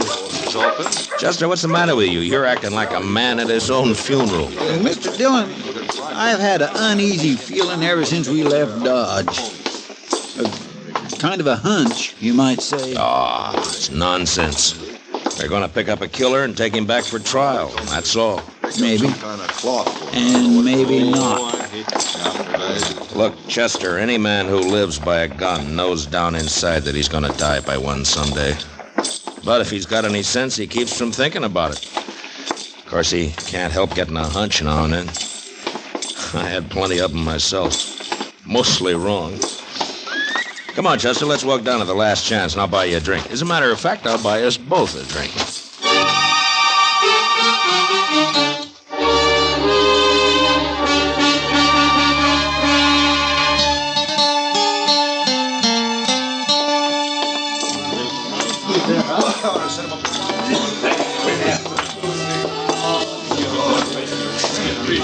What'll you have, boys? Rye for me. Yes, sir. You can make mine the same. A bottle of rye and a couple of glasses. Quite a crowd in here for this time of day. Yeah. I've been looking around for Wild Bill, but I don't see him. Suppose the Daggett kid might be in here, Mr. Dillon? Well, he spent most of his time hanging around the saloons while he was in Dodge. Here you are, boys. Drink up. Thank you. Oh, by the way, bartender, do you happen to know a kid around town by the name of... Who, mister? What? Oh, never mind. Well, he's here, Chester. Down there at the end of the bar. Yeah, that's him, all right. Well, sir, Mr. Dillon? He's what we're here for. We gonna wait for Mr. Hickok? No. Come up on his left side, Chester, and watch his gun hand. Yes, sir, Mr. Dillon. It was the funniest sight you ever seen. Bullet knocked that scrawny hound dog end over end. First shot I fired. Caught him right in the back of the... You're gonna look like the law. You're Jack Daggett, aren't you? That's right, mister. What about it? My name's Dillon, U.S. Marshal from Dodge. You're under arrest. You're kind of out of your territory, aren't you? Marshal's territory's anywhere. I'll take that gun of yours now. You will, huh? All right. Drop it. Drop the gun. Let go of my wrist! Drop the gun! Drop nothing! You heard the marshal? That was easy, Mr. Dillon. A lot easier than what I thought it'd be. All right, Chester, put the cuffs on him. Yes.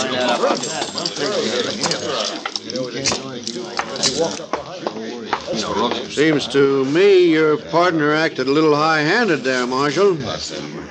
It does, huh? Now, he had no call to slug that boy in the head that way. Would you rather I'd have put a bullet in his belly? Chester saved his life, that's all. He was drawing on me.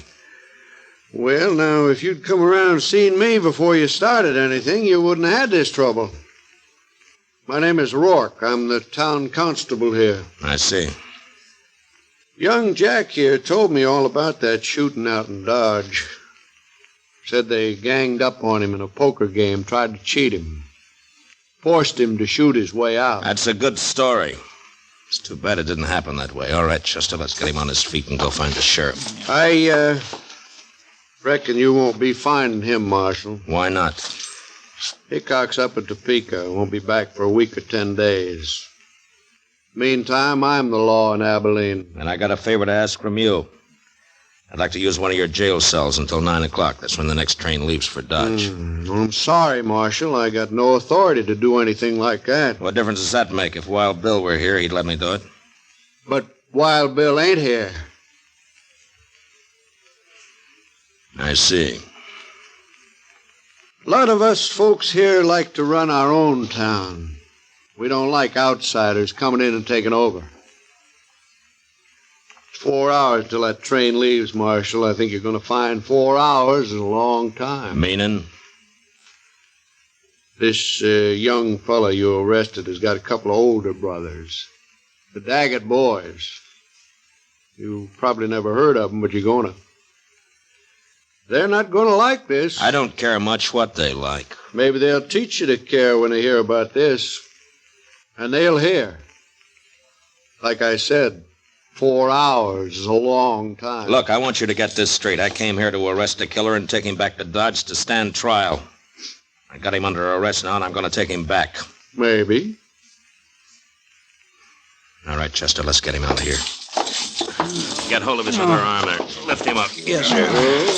Take him out if you want. Mr. Dillon? What is it, Chester?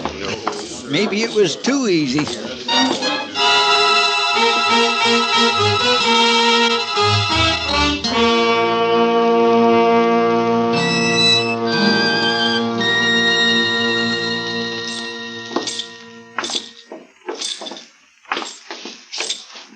Yes, gentlemen. What can I do for you? We'd like to get a room, please. Well, I have a very nice one right at the head of the stairs. If you'd care to look at it. That won't be necessary. We'll only need it for about 4 hours until the train leaves for Dodge. Mm-hmm. Well, if you'll just sign the register here. Thank you. My, your friend seems to have suffered quite an injury. Yes, sir. He bumped his head. Oh, really? Well, it's certainly a bad cut just to have had. Boy, that's one of the Daggett boys. Young Jack Daggett. Yeah, that's right. I got him under arrest for murder. Now, where's the room? You arrested Jack Daggett? Right here in Abilene? Yeah. You said the room was up... And you're planning to keep him here at my hotel for the next 4 hours? Well, I can't stand out there on the street with him. Marshal, do you know what's going to happen when the Daggett boys hear about this? No, but I understand they may not like it very much. May not like it? I'm sorry, sir, but you cannot stay here. I will not let my hotel be made the scene of a bloody massacre. Now, just a minute, mister. You've rented me a room. I've signed the register, and I've got the key. And I'm going to use that room until 9 o'clock, whether you like it or not. It's the second door at the top of the stairs. Thank you. Come on, Daggett. Move. You heard him, son. Come on. Keep your hands off. There's just one thing, sir. Yeah. It's not a question of your honesty, you understand, but in view of the circumstances, I wonder if you'd mind paying in advance.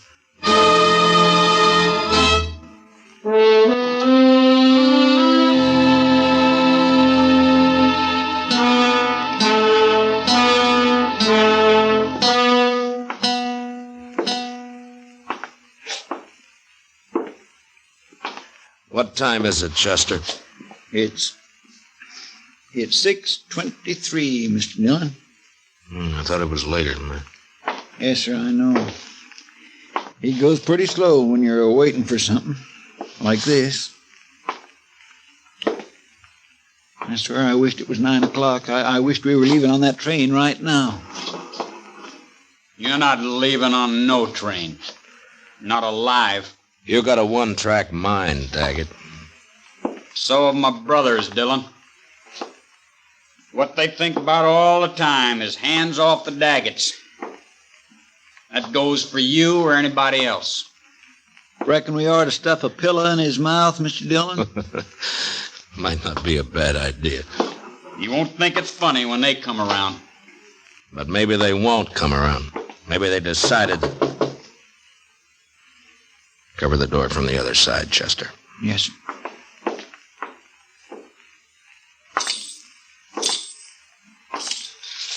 Yeah, who is it? It's me, sir, the clerk. What do you want? It's the Daggett boys. They're across the street at the last chance right now.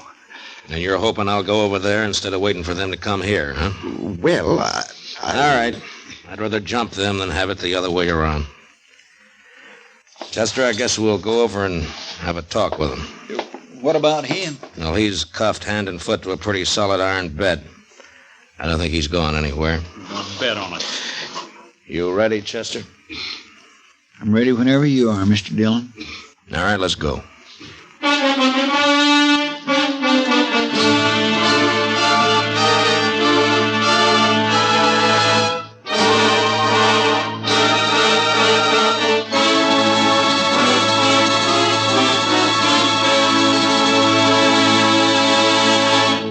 We will return for the second act of Gunsmoke in just a moment. But first, this Monday night on most of these same stations, be sure to be with us when Lux Radio Theater raises the curtain on its full-hour adaptation of the exciting screenplay Phone Call from a Stranger.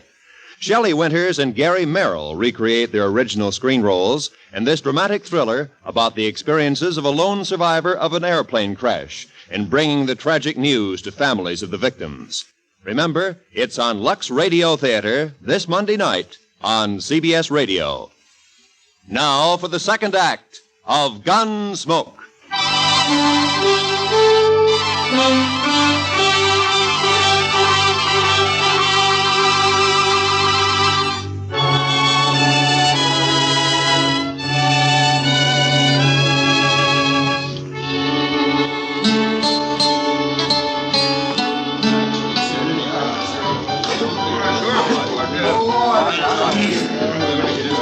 That must be them, Mr. Dillon. Across the room there. Yeah, I guess so. They look a lot like Jack. And they look mad. And there's quite a crowd around them. Well, Chester, the only way to get it over is to get it started. Yes, sir. How will we do it, Mr. Dillon? I haven't got a plan, Chester. Face them down, that's all. Yes, sir. Go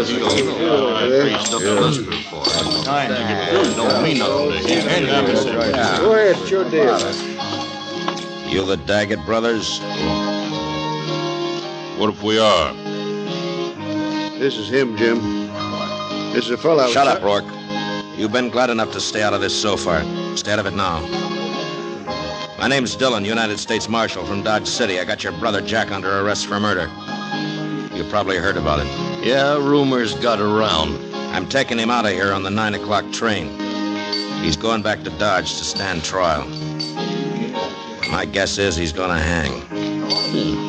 Now, the point is, what are you going to do about it? Why didn't you wait? We'll look you up. You didn't answer my question. Still 2 hours and a half till 9 o'clock. I reckon we got plenty of time yet. We'll wait. Why wait? What's the matter with now? Would rather wait. Maybe you're trying to pick up some helpers among this bunch of hangers-on, huh? Well, look at them. Each one trying to sneak behind the man next to him. If you're counting on any help there, you better forget it. You're pushing your luck, Dillon. I don't think so. You boys are full of talk, and that's all. You never even intended to start anything. You're a dirty liar. We're going to do plenty. Now, don't you move, either one of you. You covering my back, Chester? Yes, sir. All right. I'll take that gun. Thank you. Yours, too. Sure. Sure play, Dillon. Where it stands now. Thank you. Here, Chester. Kick those back onto the tables. Yes, sir. All right, folks, just leave them lay, please. Don't nobody touch them. Here, Chester. Now hold on to my gun. All right, Mr. Dillon. Now just keep them off my back. Yes, sir. You. Come here. Sure.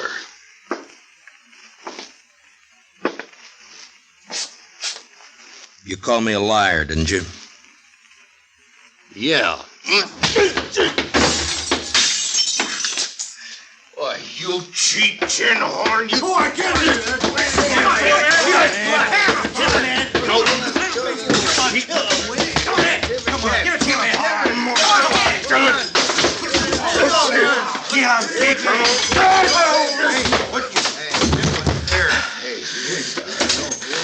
I thought you Daggetts were tough.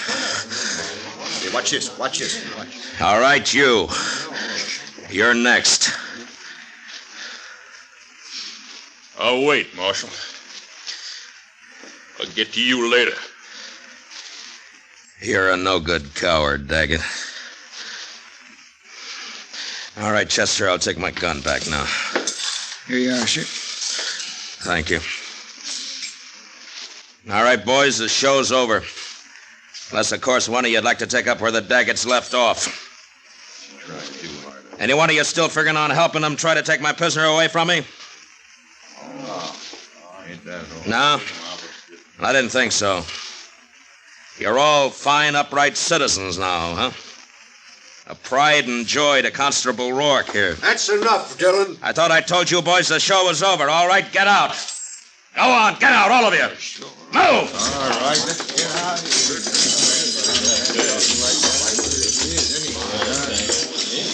here. Marshal, I'd say you overreached yourself there.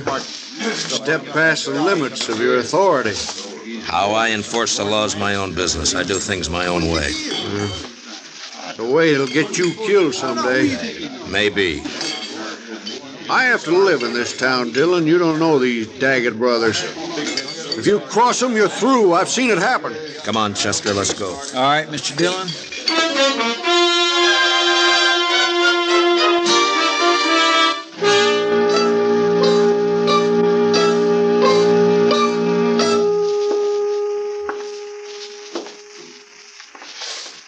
What time is it, Chester?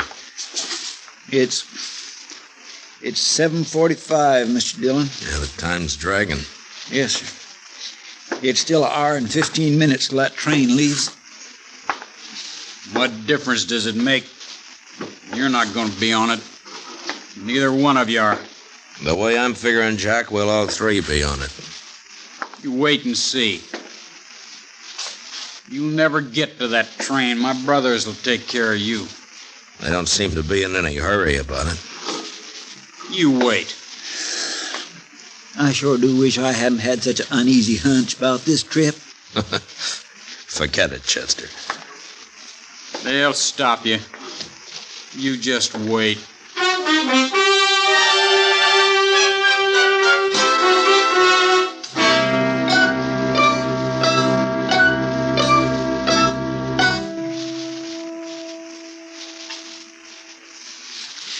It's only 8:15. Mr. Dillon seems to be going slower all the time. Adds up, though. Won't be much longer now. 45 minutes, if the train's on time. And if we're lucky enough to get on it. Chester, you're wearing yourself out. Why don't you sit down and relax, huh? I just can't seem to set my mind to it, Mr. Dillon.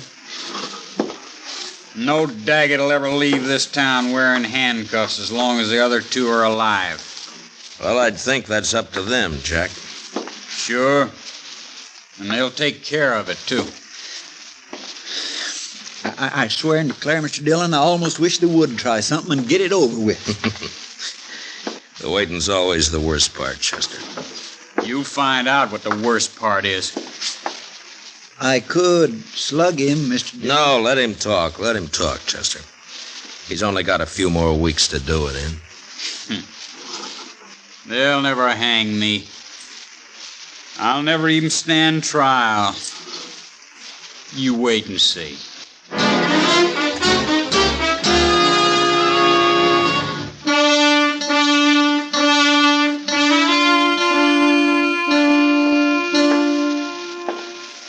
Chester?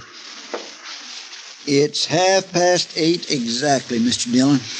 All right. Let's get started. A little early, isn't it? Won't take that long to walk from here to the station. It might if we have trouble. Yes, sir, I guess it might. You'll have trouble, don't you worry about that. Jack, why don't you get on a new subject? How are we going to take him, Mr. Dillon? Just drag him? If he wants it that way. Otherwise, he'll walk handcuffed to my left wrist. Keep him covered, Chester. I'll unlock these cuffs and get him loose from the bed. Yes, sir. Dillon, if you're smart, you leave me here and run while you still got the chance.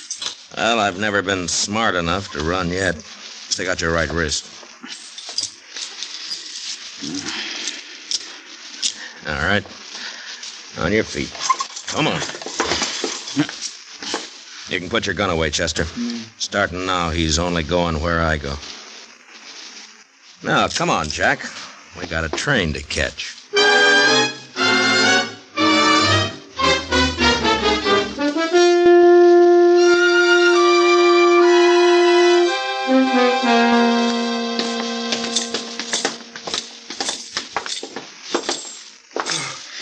Thank heaven, gentlemen, you're leaving. Yeah, we're leaving.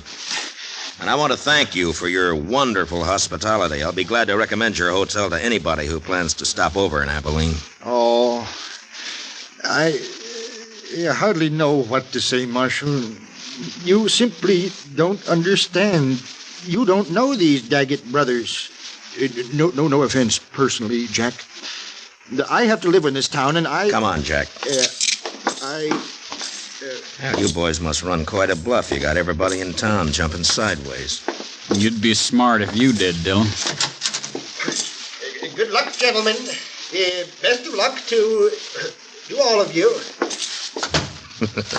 All of us. Well, that's hedging his bet. Up there, Mr. Dillon. Not a soul on the street. Quiet as a graveyard. Yeah.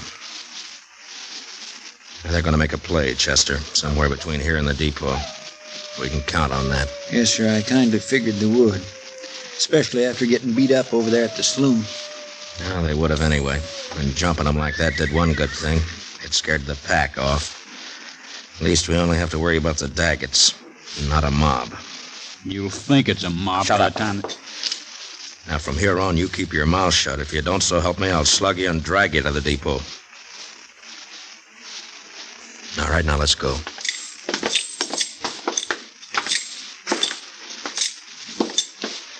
No, sir, not a soul. I never thought I'd see the main street of Abilene deserted at this time of night. It's not deserted, Chester. They're inside, behind the shutters. But at least they're staying out of it. I wonder if coyotes are as lonesome as they sound, Mr. Dillon. They couldn't be, Chester. Watch that left side up ahead of us, sir. It's pretty dark along there. Yes, sir. They might jump us from behind. I don't think so. Too many people watching. They gotta keep up their reputation. I hope you're right. Chester, there at the corner of the bank, somebody moved. Across the street, too. In the shadow. Take the one in the shadow, Chester. Yes, sir. There's one down, Chester. The other one's still there in the shadows. Get him if you can. Jack here's ruining my aim. I'll ruin more. Good for you, Mr. Dillon. You ought to have slugged him sooner. I didn't slug him, Chester. He caught a bullet that was meant for me. Shot by one of his own brothers. Here, let me unlock those handcuffs, Mr. Dillon. No time. Here, I'll get him up on my shoulder and... All right, let's move in and keep firing. Yes, sir.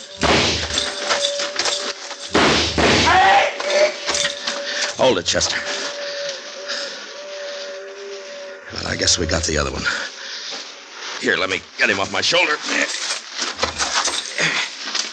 Get these handcuffs off.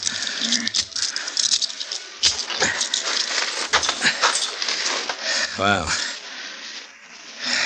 there's our prisoner, Jack Daggett. Wanted for murder, killed by his own brother. Let's take a look at the others.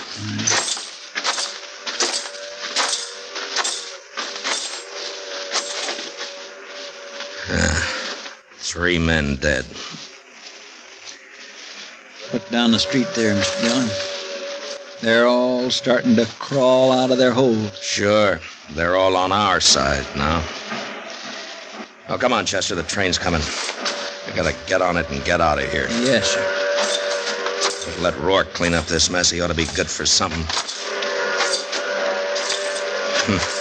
That sounds more lonesome than the coyotes.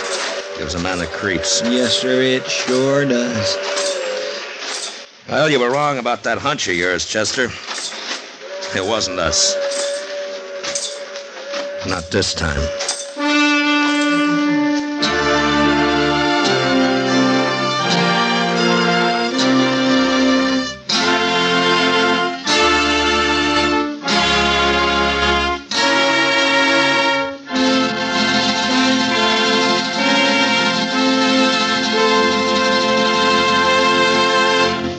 Gunsmoke, under the direction of Norman Macdonald, stars William Conrad as Matt Dillon, U.S. Marshal.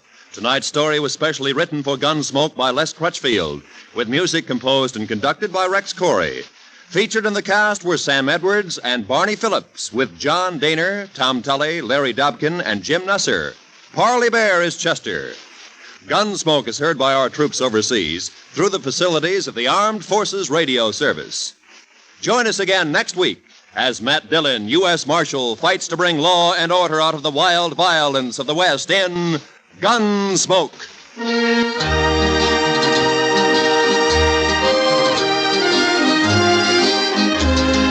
Tomorrow night, Lionel Barrymore and your Hallmark Playhouse invite you to enjoy another Hollywood cast bringing you another drama in the tradition of this fine program. Every week, your Hallmark Playhouse features Lionel Barrymore as host. Frequently, Mr. Barrymore stars as well. Historic dramas, stories about the human side of patriots, presidents, pioneers, and adaptations from literature. Enjoy them on Hallmark Playhouse over most of these same stations, presented by CBS Radio. This is Roy Rowan speaking. And remember, for thrilling dramas of escape, listen Sunday nights to the CBS Radio Network.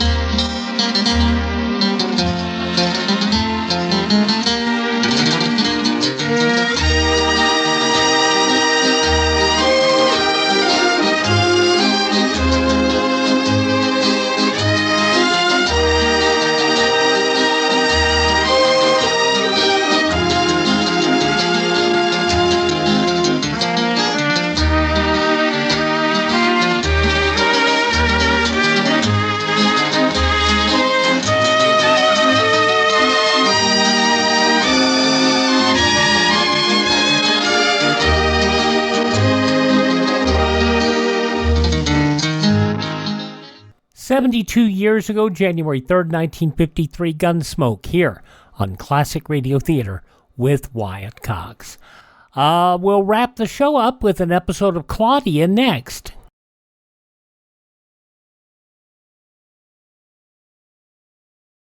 Modern warfare is no respecter of people or places. Today, farms are right on the front line with the cities.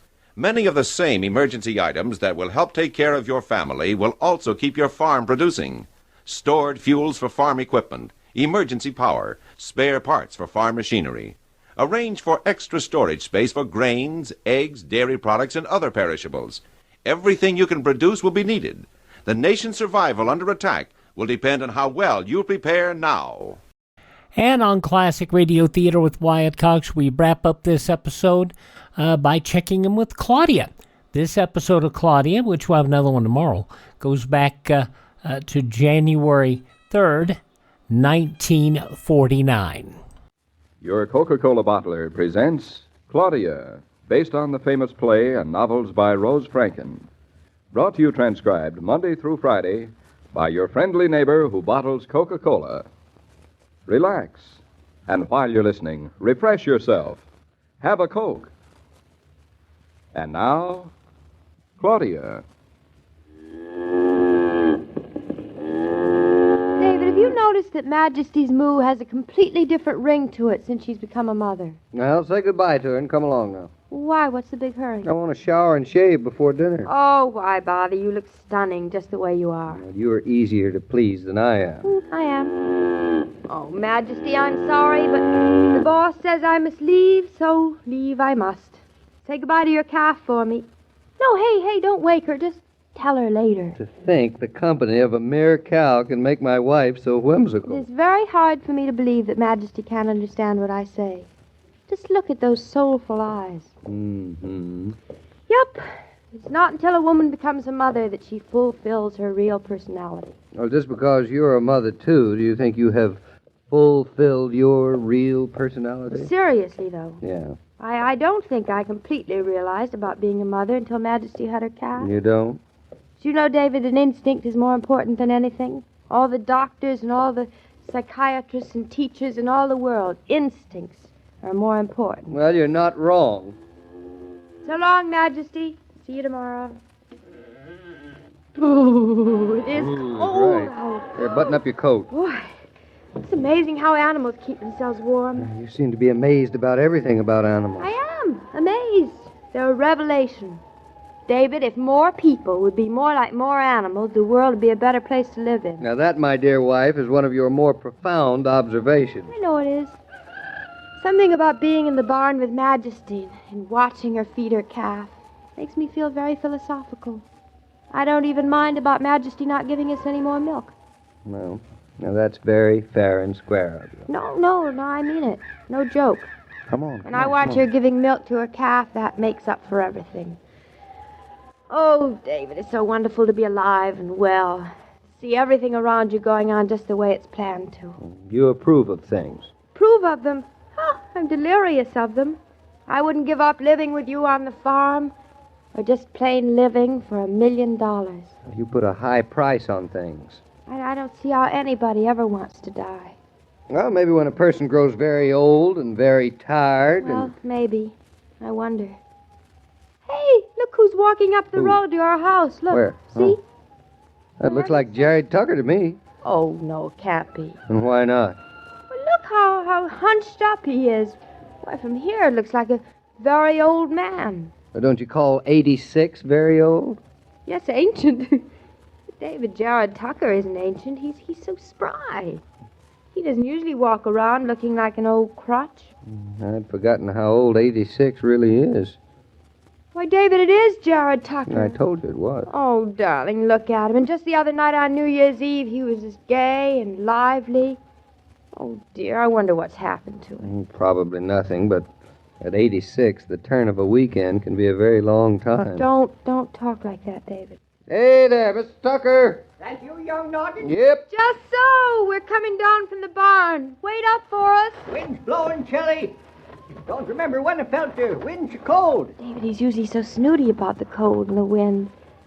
You know, it's funny how we're so attached to that funny old man. Well, he's a pretty wonderful old man. Hi there, Mr. Tucker. How's your cow? She Fine. milking her calf all right? Well, the calf is a very contented calf, Mr. Tucker. Just sits in her stall and smiles. Smiling and calves smiles. grow up to be smiling cows, and smiling cows are the only kind to give barn space to. Come on in the house with us. What are you doing out on a night like this? Oh, I'm not a man for sitting around in the kitchen watching my sister knitting. Knocks down a man's spirit to sit around his kitchen watching a woman knit. Ooh, it's freezing tonight. It's cold. Whew, feels good to get inside. Hey, hurry up, David. Close the door before the cold air freezes the hot air. Got it. Here, give me your coat, Mr. Tucker. I'll keep it on a while if it's the same to you, son. Give my bones a chance to thaw out. That's a good idea. Just don't get overheated. Wonder if I'll ever get overheated again. Come on in. There's a fire in the living room. Certainly you'll feel good, won't it? Yes, ma'am. When you can coax me to sit around the fire and not wish I was elsewhere doing something else, yeah. When that day comes, Jared Tucker, he says the day of reckoning ain't far off. Oh, now such talk. I'm telling you, lad, I never felt my bones so cold. Probably never was so cold. Here, come on. Sit down by the fire. Come on. It's as if the wind was whispering in my ear that my harvest season is long since gone by, and soon I'll be a yeller husk laying in the cold earth. You turn a pretty phrase, cold bones or no. Guess a man my age shouldn't complain, but I ain't feeling right. Oh?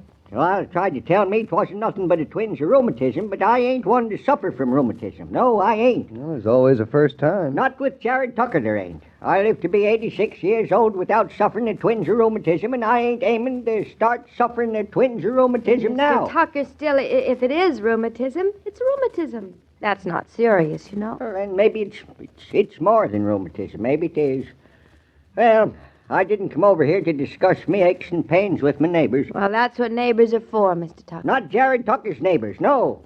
I don't complain to nobody. Still, I do feel kind of green to the lips.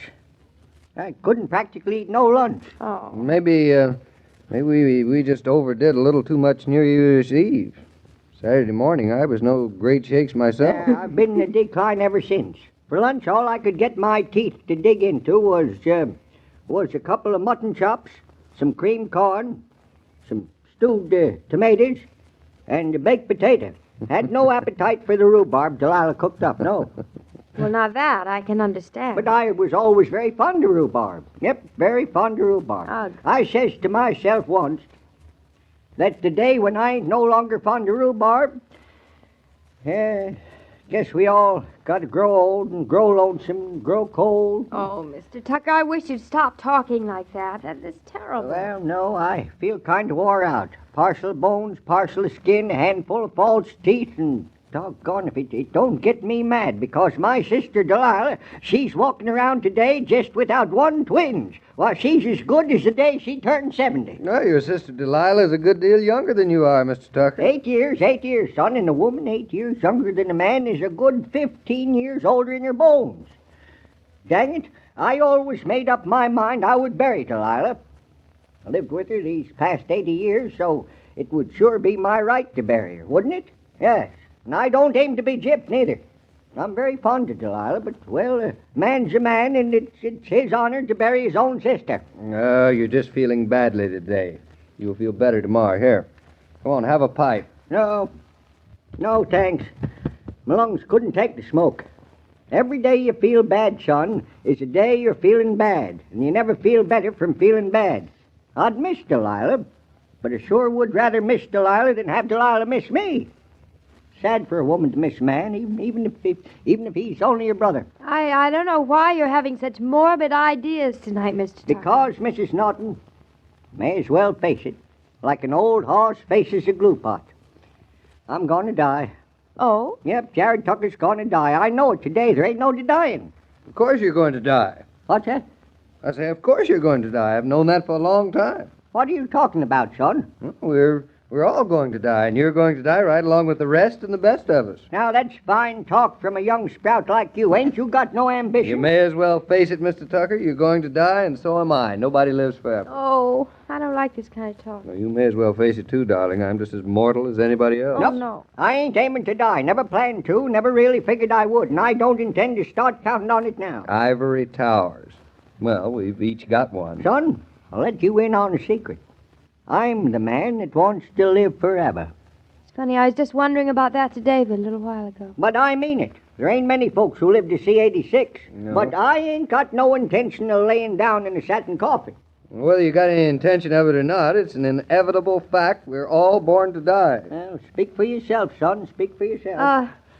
Maybe you'd feel better, Mr. Tucker, if you went home and went to bed and that's a had good some idea. hot broth. Are you advising me what to do, young woman? Well, I'm only trying to make you feel better so you won't be talking such talk. Who says anything about feeling bad? Oh, just a minute ago you Rubbish said you were... and balderdash. I ain't had a sick day in my life, and I ain't beginning now. 86 is a bad age to begin anything. Well, now you're starting to talk sense. Still, I think you ought to have some hot broth and we can have Fritz drive you home in the pickup. Come on. What do you take me for, Corpse? Now you listen to me, young woman. There's blood running in these veins and plenty of live muscle growing on my bones. If I want to get someplace, I'll get there by myself. I'll walk, by God. But, Mr. Tucker, it's such a cold night, it's no trouble to drive you. I don't like mollycoddling.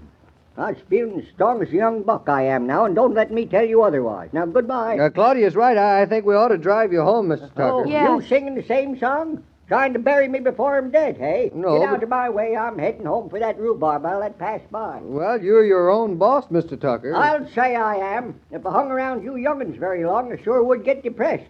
Trying to tell me I ain't going to live to bury my sister. God rest her soul. But we were... And don't see me to the door. I can get there by myself. All this pampering and mollycoddling and talking about death. Jared Tucker will show you a thing or two. Just because cold wind blows don't mean there's going to be a frost. See ya. Well, you're right, David. He is a pretty wonderful old man. Yep, he is at that. But I still think we ought to drive him home. David, why don't you go... and- Let him go, darling. Let him live with his own dignity. He's got it back now. Yeah, I think in a way, even without meaning it, we did a pretty good trick. What do you mean, darling? Our pampering him reminded him to stop pampering and worrying himself. Oh, Physically, he's not feeling any better, but here, look at him through the window. Mentally, he's pushing himself along, so he thinks he feels better. And he's proud of being able to do it. well, I can't help feeling sorry for him. Well, you mustn't. Look at him go. Look at him. Look at his head held straight and his jaws clenched, and he's bucking the wind as if he didn't even feel it now. I wonder what kind of guts I'll have when I come to that time of life when every minute's an hour, every day's a year.